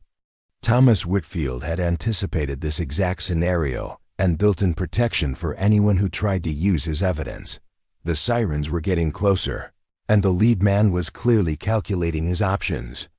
Killing 2 civilians in a storage facility was one thing when you had time to clean up the scene. Doing it with federal agents approaching was an entirely different proposition. "We're leaving," he announced to his associates. "But this isn't over." "Yes, it is," Clayton said, holding up the Lindquist folder. "Whatever authority your network had, whatever protection you enjoyed from corrupt officials, it ends today. These files are going to the FBI, and every family you've destroyed will get justice." The 3 men retreated to their SUV and drove away just as the first FBI vehicles arrived at the storage facility. Clayton and Margaret found themselves surrounded by genuine federal agents, who seemed well informed about the situation and immediately began securing the evidence. Special Agent Rebecca Torres, the lead investigator, explained that the FBI had been conducting a preliminary investigation into historical land fraud in Montana for the past 18 months. Thomas Whitfield's lawyer had provided them with a summary of the evidence, but they'd been waiting for someone with standing to come forward as a witness. "Mr. Murdoch," Agent Torres said as they stood outside the storage unit, "you understand that cooperating with this investigation will essentially mean confessing to crimes committed by your family over several decades." "I understand," Clayton replied. "And I also understand that it's the only way to stop the crimes from continuing." Over the next 6 hours, Clayton and Margaret provided detailed statements to the FBI team. The storage unit was officially secured as evidence in what Agent Torres described as one of the largest historical fraud cases in the Bureau's experience. The evidence would need to be analyzed and verified, but the preliminary assessment suggested that prosecutions could be pursued against current network participants under RICO statutes. "What about the restoration plan?" Clayton asked as the sun set over the storage facility. "Can the land still be returned to the families who were robbed?" Agent Torres nodded. "That's actually the most straightforward part of this case. Once fraud is proven in court, the victims' descendants will have clear legal standing to reclaim their property. The federal government can facilitate those transfers and ensure that everyone is treated fairly." As they drove back toward the ranch that evening, Margaret was quiet for a long time. Finally, she spoke. "Thomas would be proud of what we accomplished today." "What we accomplished was just the beginning," Clayton replied. "It's going to take years to sort through all the legal challenges and property transfers. And there's no guarantee that everyone in the network will be prosecuted. But the cycle is broken. Margaret said. For the first time in 90 years, the Murdoch name will be associated with justice instead of theft. 3 months later, Clayton stood on the porch of what would soon be his much smaller ranch house. The FBI investigation had resulted in 17 federal indictments, including charges against his longtime lawyer and financial advisor. The corruption network that had protected his family for generations was finally being dismantled. The restoration process was moving faster than anyone had expected.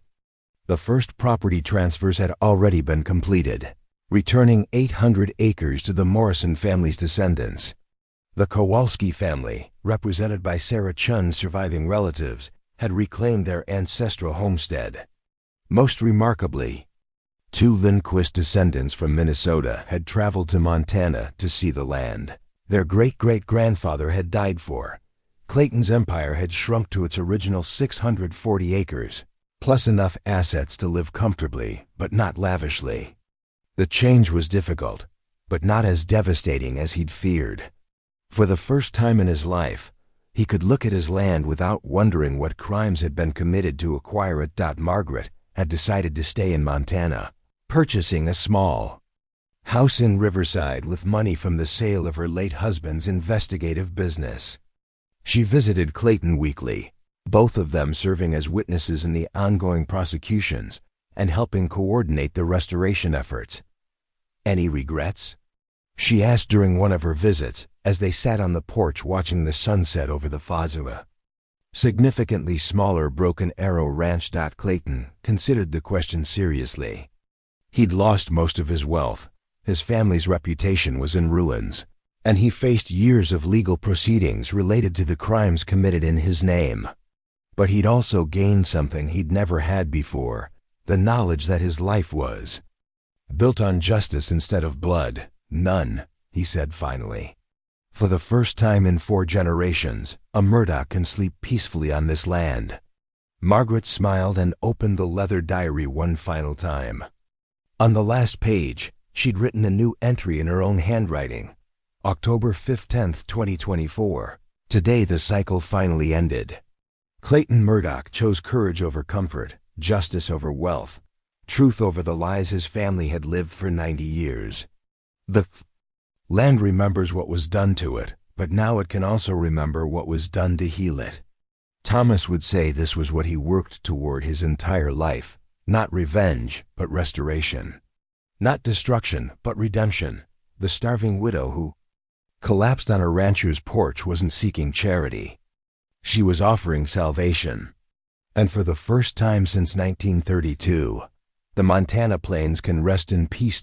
As darkness settled over the ranch, Clayton and Margaret sat in comfortable silence, 2 unlikely allies who had found the courage to break a cycle of violence that had persisted for nearly a century. The cost had been enormous, but the price of continuing the pattern would have been far greater. Behind them, the ranch house stood solid and enduring, finally built on an honest foundation. And in the distance, lights flickered in the homes of families who had reclaimed their heritage, their history, and their hope for the future. 1 year after the confrontation at the storage facility, Clayton received a phone call that would test everything he'd learned about his family's legacy. The caller was Dr. Amanda Prescott, a forensic anthropologist from the University of Montana, and her news was both disturbing and oddly vindicating. "Mr. Murdoch, we've made a discovery on your property that you need to know about immediately," Dr. Prescott said. "Can you meet us at the old mining shaft about 2 miles north of your main house?" Clayton had always known about the abandoned shaft, a relic from early prospecting efforts that had preceded the homestead era. His father had warned him to stay away from it as a child, claiming it was unstable and dangerous. Now as he drove his ATV across the familiar terrain, he wondered what the university team had uncovered. The scene at the mining shaft was like something from a crime drama. A team of forensic specialists had erected a canvas shelter over the opening, and sophisticated excavation equipment surrounded the site. Dr. Prescott, a woman in her 40s with prematurely gray hair and intense blue eyes, met Clayton as he approached. "Mr. Murdoch, We're here because of information provided by the FBI investigation into your family's activities," she explained. One of the witnesses who came forward mentioned that several missing persons from the 1930s and 1940s might have been disposed of in remote locations on the ranch property. Clayton felt his stomach drop. The storage unit evidence had documented murders, but finding actual bodies would make the crimes undeniably real in a way that paperwork never could.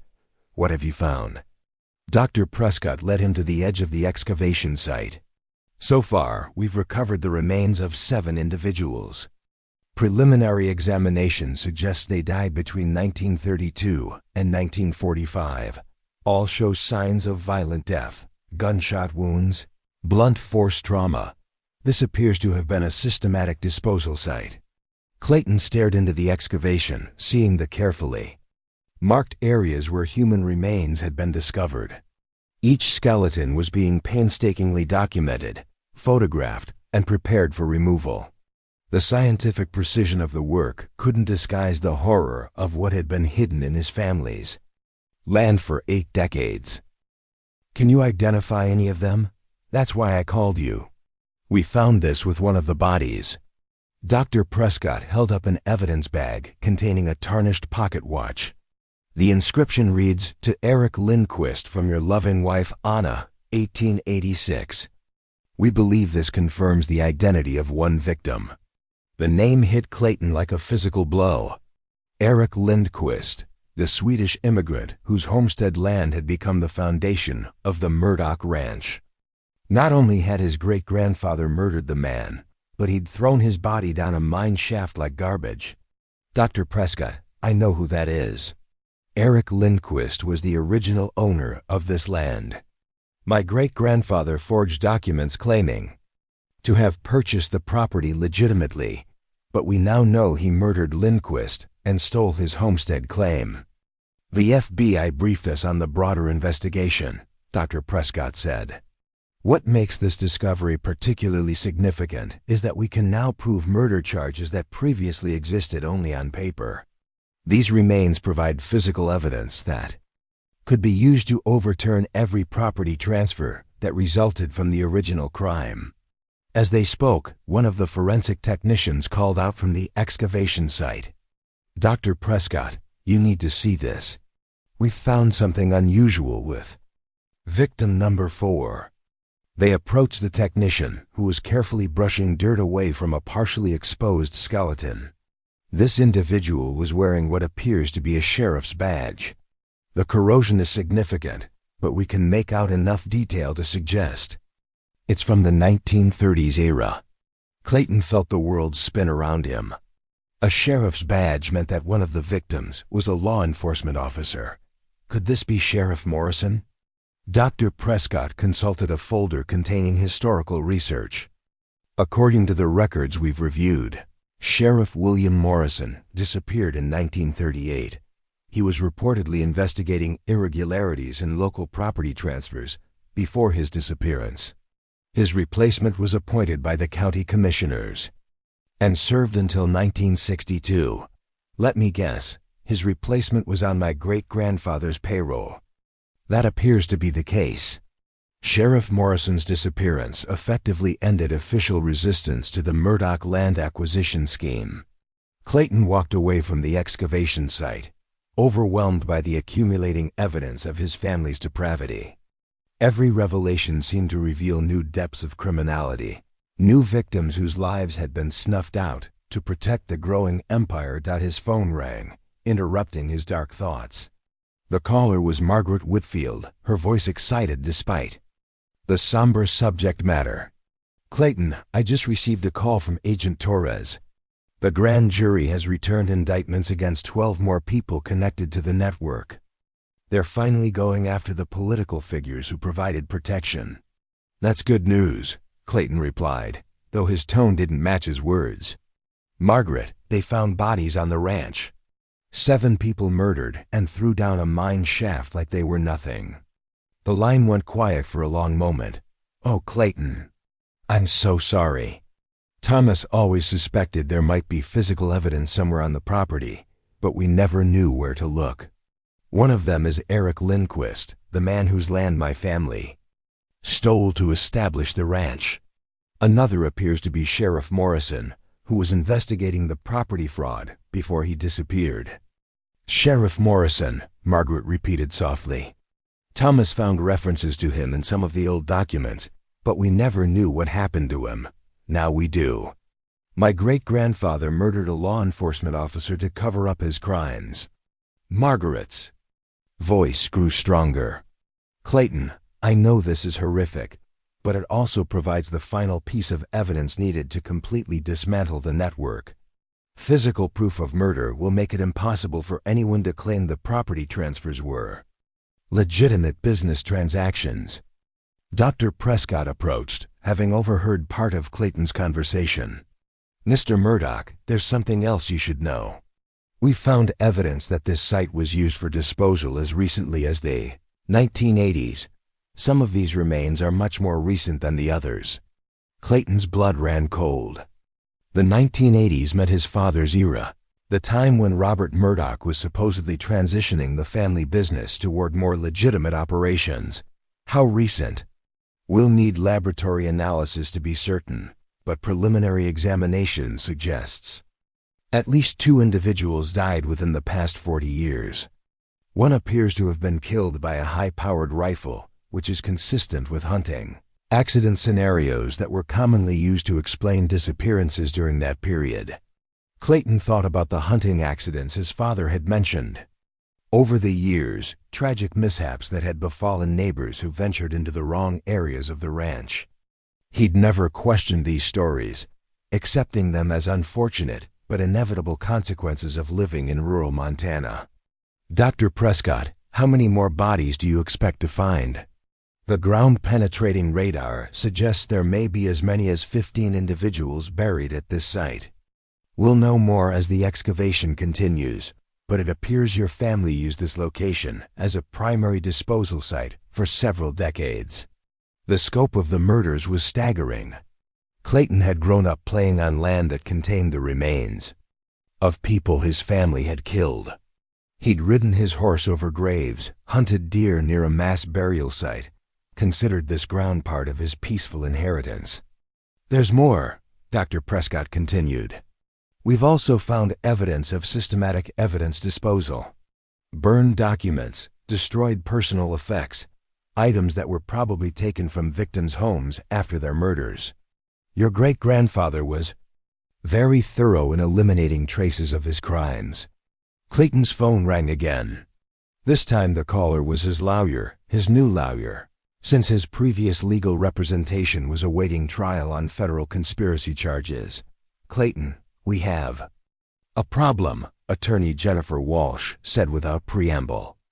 I just received word that the Lindquist family descendants are filing a civil lawsuit seeking to recover not just the original homestead land, but damages for wrongful death and 90 years of lost property income.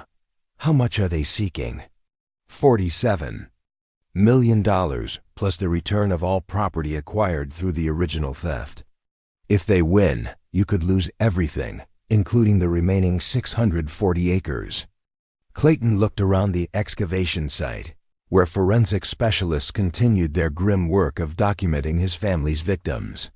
Jennifer, they found Eric Lindquist's body in a mine shaft on the ranch, along with 6 other murder victims. I don't think fighting this lawsuit is the right approach. Clayton, I understand the emotional impact of these discoveries, but you need to think practically. Even if your ancestors committed these crimes, you can't be held responsible for events that happened before you were born, can't I? Clayton watched as technicians carefully lifted another set of remains from the excavation. Jennifer, these people were murdered so my family could steal their land. I've been living off the proceeds of those murders my entire life. If that doesn't create some kind of moral obligation, then the legal system is more broken than I thought. Moral obligation and legal liability are 2 different things. Maybe they shouldn't be. Clayton ended the call and walked back to where Margaret was standing near the excavation. She'd driven out from Riverside after hearing about the discovery, and her presence was comforting in the midst of so much horror. "Margaret, my lawyer, thinks I should fight the Lindquist lawsuit. What do you think?"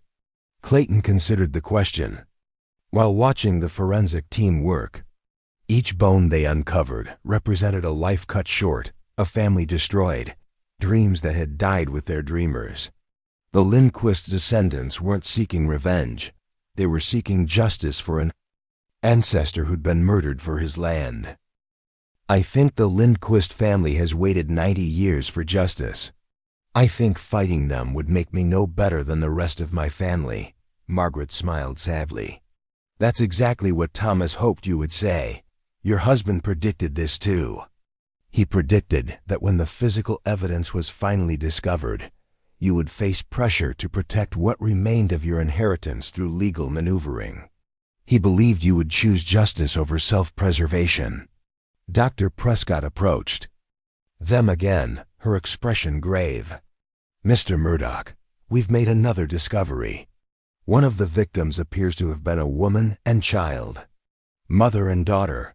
Based on the bone structure and positioning, Clayton felt physically ill. The murders hadn't been limited to men who posed direct threats to the land acquisition scheme. His family had killed women and children. Do we know who they were? We found this near the remains." Dr. Prescott held up another evidence bag, this one containing a small locket. "It's too corroded to open safely, but X-ray analysis shows there are photographs inside. We may be able to identify them once the locket is properly conserved." Clayton stared at the locket, imagining the woman who had worn it, the child who had died alongside her. What threat could a mother and daughter have posed to justify such brutality? "Dr. Prescott, I want to make a public statement about these discoveries." Margaret looked surprised. "Clayton, your lawyer would strongly advise against that. My lawyer thinks I should fight to keep land that was acquired through murder. I think the public has a right to know what my family did, and the victims' families have a right to see justice." Dr. Prescott nodded approvingly. "Mr. Murdoch, that would be unprecedented in a case like this. Usually, property owners do everything possible to minimize their liability." "I'm not interested in being usual," Clayton replied. "I want to hold a press conference right here at the excavation site. I want people to see what 90 years of crime looks like when it's finally brought into the light." Margaret placed her hand on his arm. "Clayton, are you certain about this? Once you make a public confession, there's no taking it back. Every lawsuit, every criminal charge, every claim against your family's estate will be strengthened by your own words." "Good," Clayton said firmly. "Maybe it's time for Murdoch to finally tell the truth, regardless of the consequences." 3 days later, Clayton stood before a gathering of reporters, FBI agents, forensic specialists, and family members of the victims. The excavation site had been expanded to accommodate the media presence, but the work continued in the background, as a grim reminder of why they were all there.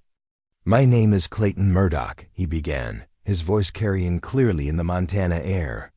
"For 4 generations, my family has been considered pillars of this community.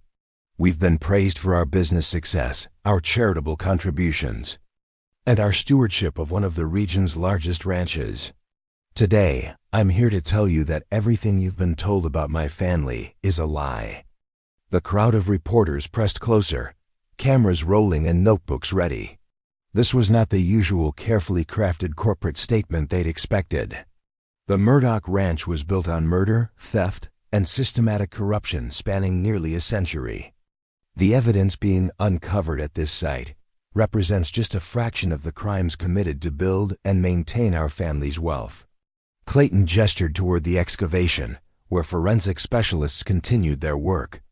"These people were murdered because they stood in the way of my great-grandfather's land acquisition scheme. They were shot, beaten to death, and thrown into a mine shaft like garbage. Their families spent decades wondering what happened to their loved ones, never knowing they'd been killed by people they trusted." A reporter called out a question about legal liability, but Clayton continued without pausing. I stand here today, not to defend my family's actions, but to confess them. Every acre of land beyond the original 640-acre homestead was acquired through fraud, intimidation, or murder. Every dollar of wealth my family accumulated was built on the suffering of innocent people. Margaret stood at the edge of the crowd, tears streaming down her face. This was the moment Thomas had dreamed of. Murdoch publicly acknowledging the truth and accepting responsibility for generations of crimes. The restoration process that began 1 year ago will continue and expand, Clayton announced. Every family that was harmed by my ancestors will receive justice. Every acre of stolen land will be returned. Every dollar of ill-gotten wealth will be used to compensate the victims. Clayton paused, looking directly into the cameras. To the families of the people buried at this site, I offer not just an apology, but a promise. Your loved ones will be properly identified, properly buried, and properly honored. Their deaths will not be forgotten, and their killers will finally be held accountable, even if that accountability comes 90 years too late. As the press conference ended and reporters rushed to file their stories, Clayton stood alone at the edge of the excavation site. The forensic team had covered the remains for the night, but tomorrow they would continue their work, giving names and dignity back to people who had been treated as obstacles to overcome. Margaret approached, her expression mixing pride and sorrow. Clayton, you've done something remarkable today. You've given those victims their voices back. It's not enough, Clayton replied. Nothing I do will bring them back or undo the suffering my family caused. But maybe it's a start. In the distance, the lights of the Broken Arrow ranch house twinkled in the gathering darkness. Soon, that house would belong to someone else, along with most of the land that surrounded it. Clayton would start over with almost nothing, but for the first time in his life, that nothing would be honestly earned. The excavation would continue for another month, ultimately revealing the remains of 14 individuals murdered between 1932 and 1984. Each victim would be identified, properly buried, and honored with memorial services attended by their surviving family members. The Murdoch Ranch would be divided among 7 families, returning land to its rightful owners for the first time in nearly a century. And in a small cemetery in Riverside, a new headstone would be erected for Eric Lindquist, the Swedish immigrant, who had dreamed of building a life in Montana and instead became the first victim of a criminal dynasty that finally, after 90 years of blood and lies, had been brought to justice. 2 years after Clayton's public confession, this story took an unexpected turn that would challenge everything he thought he knew about redemption and forgiveness. The call came on a February morning when the Montana landscape was buried under 3 feet of fresh snow, transforming the ranch into a pristine wilderness that masked its dark history. The caller identified herself as Dr. Elena Vasquez, a documentary filmmaker from the University of California who had been following the Murdoch case for her upcoming film about generational trauma and historical justice. But her reason for calling wasn't what Clayton expected. "Mr. Murdoch, I've been investigating your family's crimes for the past 18 months, and I've discovered something that changes the entire narrative," Dr. Vasquez said, her voice carrying an urgency that immediately captured Clayton's attention. Clayton was living in a modest cabin he'd built on the remaining 5 acres of land he'd kept after the restoration process. The original 640 acres had been returned to the Lindquist family, along with most of his remaining assets used to establish a victim compensation fund. He'd chosen to start completely over rather than profit from any land connected to his family's crimes. "What kind of discovery?" Clayton asked, setting down his coffee mug. "I've found evidence that suggests your great-grandfather Silas wasn't the originator of the criminal network. He was recruited into an existing operation that was already stealing land from homesteaders across the Western Territories." The statement hit Clayton like a physical blow. For 2 years, he'd lived with the belief that Silas Murdoch was the architect of the criminal empire. the evil genius who had conceived and implemented this systematic theft and murder. The idea that Silas might have been following someone else's blueprint challenged his understanding of his family's role in the conspiracy. "Dr. Vasquez, I think you should explain this in person. Can you come to Montana?" "I'm already here. I've been working with the tribal council of the Crow Nation, and what we've uncovered suggests that the land theft operation was part of a much larger conspiracy involving railroad companies, mining interests, and federal officials." 3 hours later, Dr. Vasquez arrived at Clayton's cabin, accompanied by Joseph Running Bear, a historian and cultural preservation specialist from the Crow Nation. Running Bear carried a leather satchel that he handled with obvious reverence, suggesting it contained materials of significant historical importance. Dr. Vasquez was a woman in her 50s with silver-streaked hair and intelligent dark eyes that seemed to catalog every detail of their surroundings. Running Bear appeared to be in his 40s, with the weathered features of someone who spent considerable time outdoors and the quiet dignity that Clayton had learned to associate with people who had survived historical trauma. "Mr. Murdoch," Running Bear began, "before we show you what we found, I need you to understand something.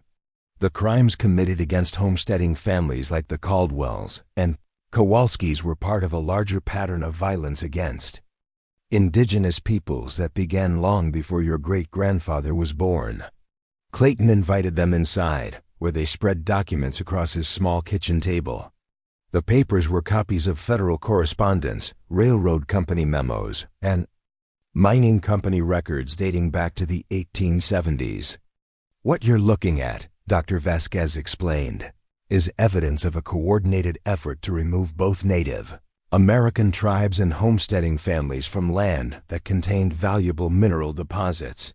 The railroad companies wanted the territory for expansion, mining companies wanted access to coal and copper deposits, and federal officials wanted to clear the land for development."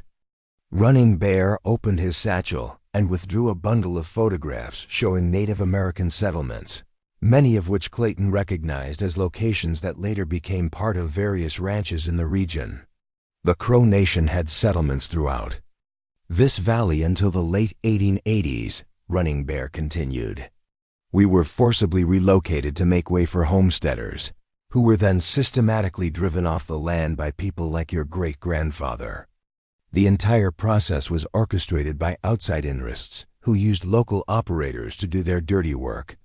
Clayton studied the documents, seeing names he didn't recognize but patterns that were disturbingly familiar. Letters between railroad executives discussed the need to clear obstacles from valuable territory. Mining company correspondence referred to eliminating complications that prevented resource extraction. Federal officials wrote about relocating populations to facilitate development. "You're saying my great-grandfather was hired to steal the land?" "We're saying he was recruited into a criminal organization that was already operating throughout the Western Territories," Dr. Vasquez replied. Silas Murdoch wasn't a criminal mastermind. He was middle management in a conspiracy that stretched from California to Montana and involved some of the most powerful business interests in the country. Running Bear pulled out a map showing the original extent of Crow Nation territory in the region. Nearly every acre that had later been stolen by the Murdoch family had originally belonged to his people. "The pattern was always the same," Running Bear explained. "First, federal troops would force native tribes off their ancestral lands. Then homesteaders would be encouraged to settle the territory with promises of fertile soil and mineral wealth. Finally, local operators like your great-grandfather would drive off the homesteaders through violence and fraud, consolidating the land for sale to railroad and mining companies." Clayton felt a new kind of horror settling over him. The crimes he'd been grappling with for 2 years were apparently just one small part of a much larger conspiracy that had destroyed multiple cultures and communities. "Do you have proof of this connection?" Dr. Vasquez opened another folder and withdrew a series of bank records. These documents show payments from the Northern Pacific Railroad to accounts controlled by Silas Murdoch. The payments coincide exactly with major land acquisitions and the disappearances of families who refused to sell their property. The railroad was paying him to commit murder. The railroad was paying him to acquire land by whatever means necessary. They maintained plausible deniability about the methods used, but the payment schedule makes their complicity clear. Running Bear spoke quietly, his voice carrying the weight of generational grief. Mr. Murdoch, your family's crimes were terrible, but they were also symptomatic of a larger system of violence that was used to steal an entire continent from its original inhabitants. What happened to the homesteading families was horrific, but it was part of the same process that destroyed hundreds of native communities. Clayton looked around his modest cabin, thinking about the comfortable guilt he'd been living with for the past 2 years. He'd believed that by confessing his family's crimes and returning stolen land, he was making meaningful amends for historical injustices. Now he was learning that those crimes were part of a much larger pattern of violence that he'd never even considered. What happened to the land after my great-grandfather acquired it? Was it sold to the railroad companies? Dr. Vasquez consulted her documents. That's where the story gets more complicated. The railroad companies and mining interests that financed the land theft operation went through a series of mergers and acquisitions in the early 1900s. Many of them eventually became part of larger corporations that still exist today. You mean the companies that paid for these murders are still operating? Not just operating, thriving. Several of the corporations that benefited from the original land theft have become major players in modern energy development, real estate, and transportation. They've built billion-dollar empires on land that was acquired through genocide and murder. Running Bear spread out a modern map showing current corporate landholdings in the region.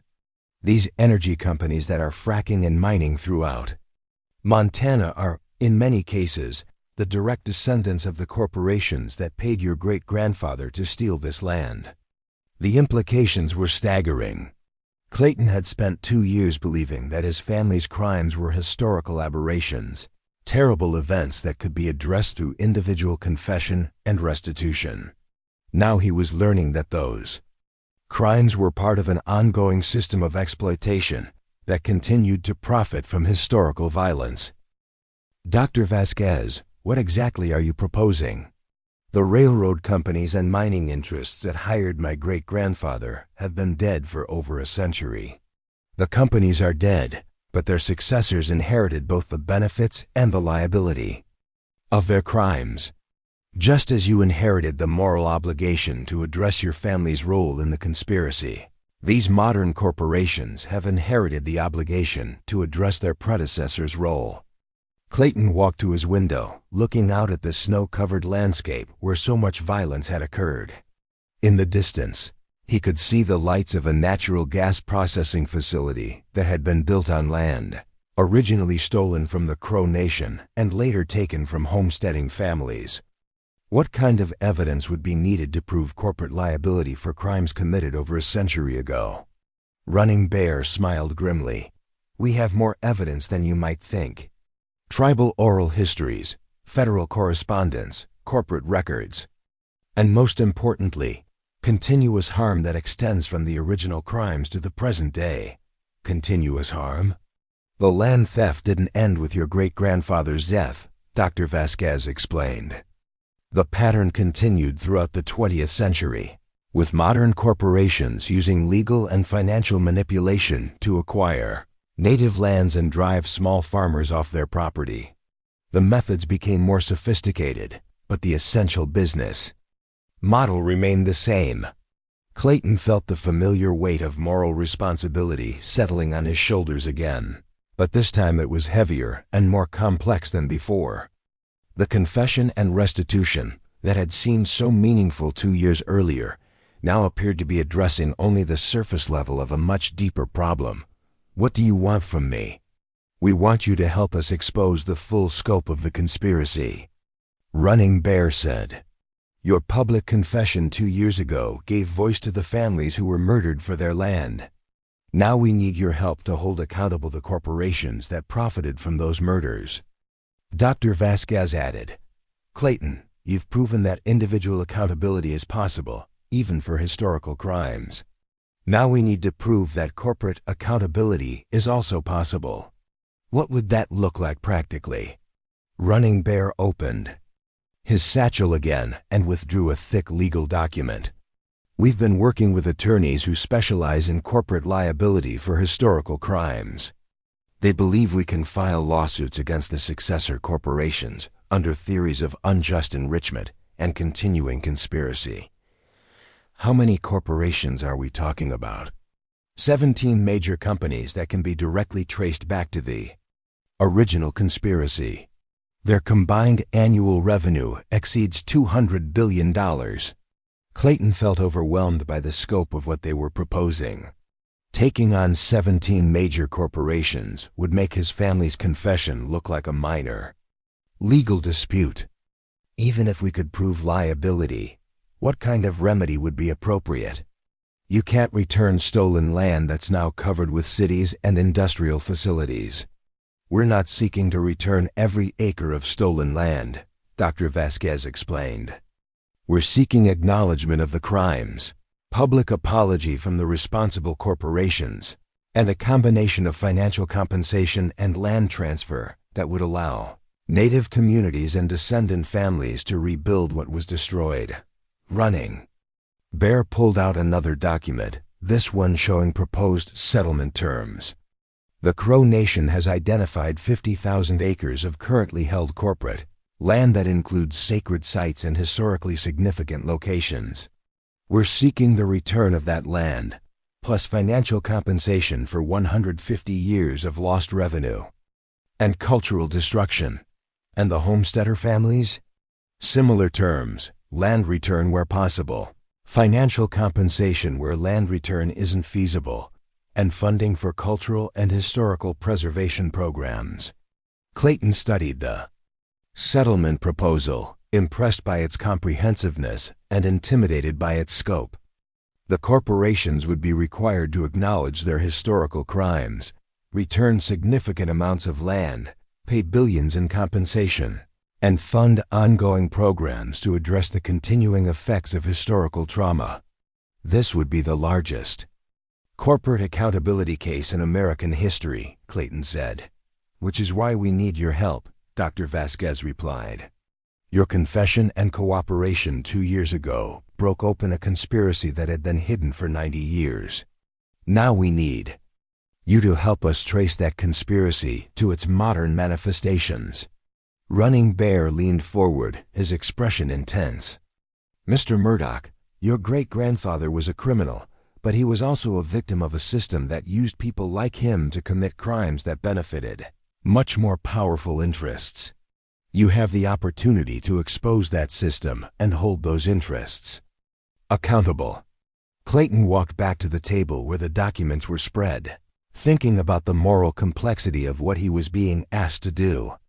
2 years earlier, he'd thought confession and individual restitution would be sufficient to address his family's crimes. Now he was learning that those crimes were part of a web of exploitation that extended far beyond anything he'd imagined. If I agree to help with this investigation, what exactly would be required? Access to the remaining Murdoch family records, testimony about your knowledge of the corporate connections, and willingness to serve as a lead plaintiff in the lawsuit against the successor corporations, Dr. Vasquez explained. Lead plaintiff?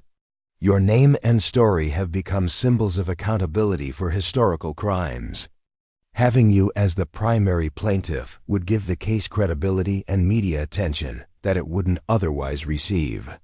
Clayton looked out the window again, watching snow fall on land that had been fought over, stolen, and fought over again. For more than a century, the cycle of violence and exploitation seemed endless, with each generation finding new ways to profit from the crimes of their predecessors. Dr. Vasquez, Mr. Running Bear, I've spent 2 years learning about the limitations of individual redemption. Maybe it's time to find out about the possibilities of collective justice. Running Bear smiled for the first time since arriving. Mr. Murdoch, that's exactly what we hoped you would say. As the afternoon light faded over the Montana landscape, Clayton signed his name to documents that would launch the most ambitious corporate accountability case in American legal history.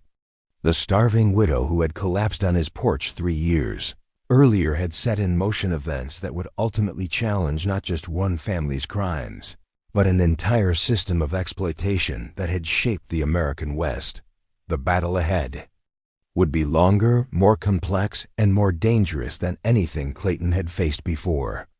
But for the first time since Margaret Whitfield had appeared on his porch, he felt like he was fighting for something larger than just his own redemption. He was fighting for a future where historical crimes could no longer hide behind corporate shields and where justice might finally reach the most powerful perpetrators of historical violence. 5 years after Margaret Whitfield collapsed on Clayton Murdoch's porch, the federal courthouse in Helena, Montana became the stage for a legal battle that would redefine corporate accountability in America.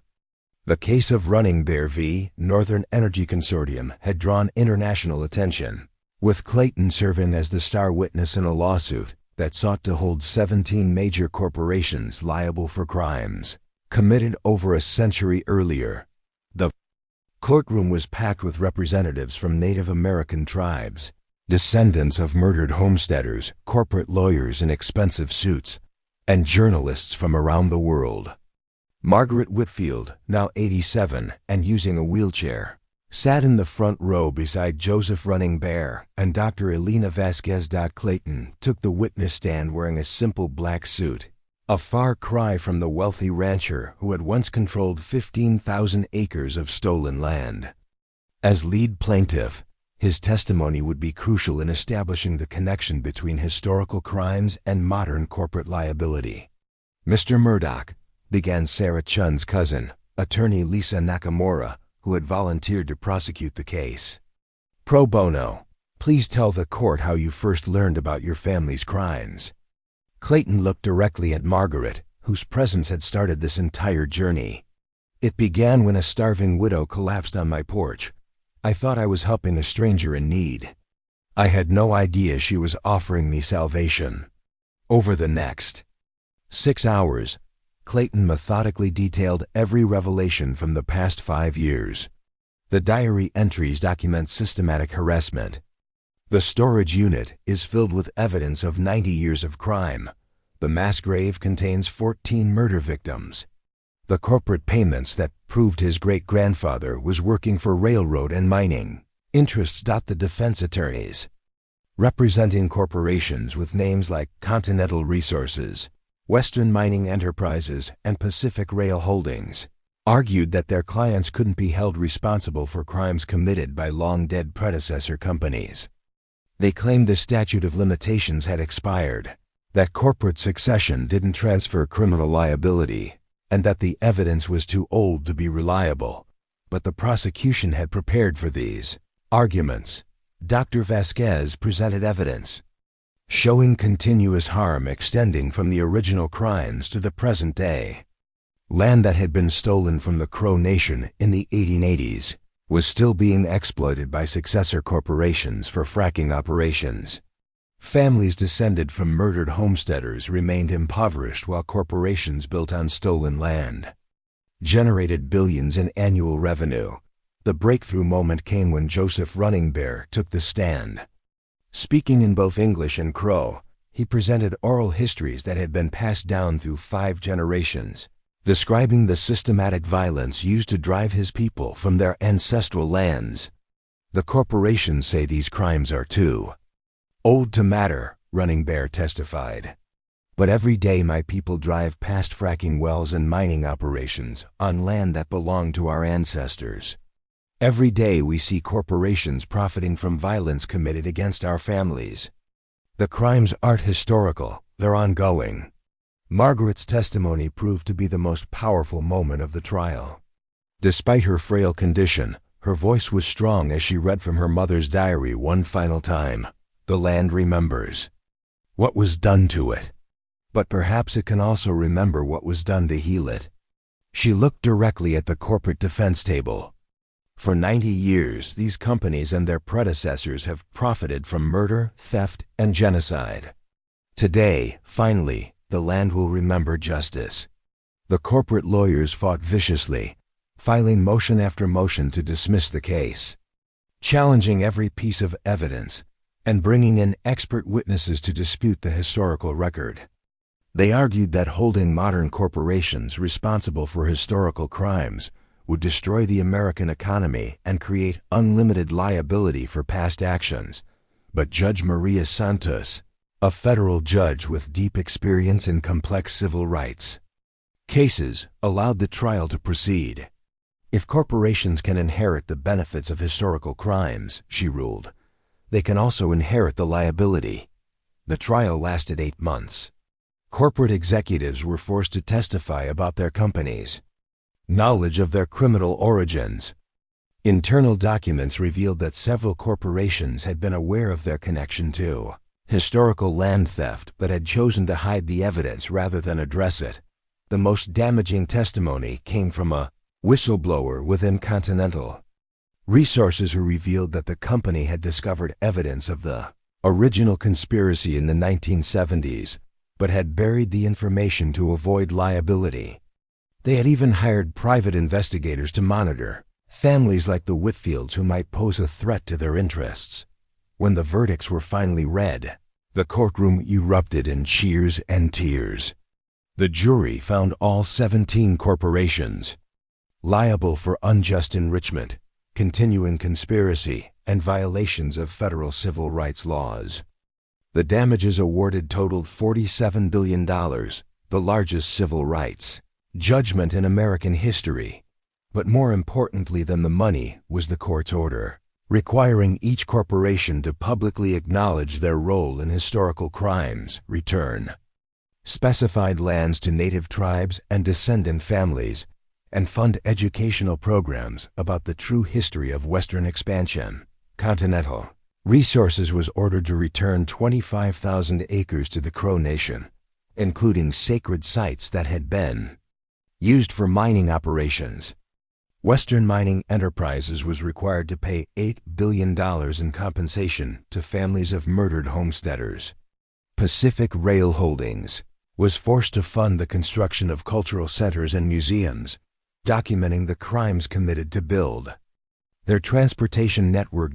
As Clayton stood outside the courthouse after the verdict, surrounded by reporters and cameras, he thought about the journey that had brought him to this moment. 5 years earlier, he'd been a wealthy rancher living off stolen land. Now he was a man of modest means who had helped expose one of the largest criminal conspiracies in American history. "Mr. Murdoch," called out a reporter, "do you have any regrets about destroying your family's empire?" Clayton looked across the street where Margaret sat in her wheelchair, smiling despite her exhaustion. Behind her, Joseph Running Bear was speaking with tribal elders who had traveled from the reservation to witness the verdict. Dr. Vasquez was already planning the documentary that would tell this story to the world. "I didn't destroy my family's empire," Clayton replied. "I helped reveal what it actually was, a criminal organization built on the bones of innocent people. What we destroyed today wasn't an empire. It was a lie that had been told for over a century." The appeals process would take another 2 years, but the corporations eventually settled rather than risk having the verdict upheld, and the case becoming permanent legal precedent. The final settlement required $52 billion in payments and land transfers, along with the establishment of a permanent foundation to address ongoing effects of historical trauma. Margaret Whitfield died peacefully in her sleep 6 months after the trial ended. Clayton spoke at her funeral, held in the small cemetery in Riverside where her parents were buried, alongside the other families who had been driven from their homes in 1932. Margaret could have lived quietly with her family's secret, Clayton told the gathered mourners.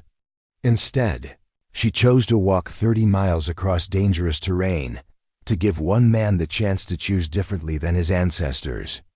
Her courage didn't just save my soul, it saved the souls of corporations, governments, and communities that had forgotten the difference between profit and justice.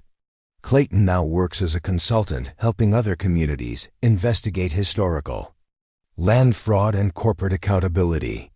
He lives simply, owns no property beyond his modest cabin, and has donated every dollar he's earned from speaking engagements and book deals to victims' rights organizations. The Broken Arrow Ranch no longer exists. The original homestead where Eric Lindquist was murdered has been returned to his descendants, who have established a museum documenting the true history of settlement in the American West. The mass grave where 14 victims were buried has become a memorial garden where families can honor their ancestors, who died for refusing to surrender their dreams.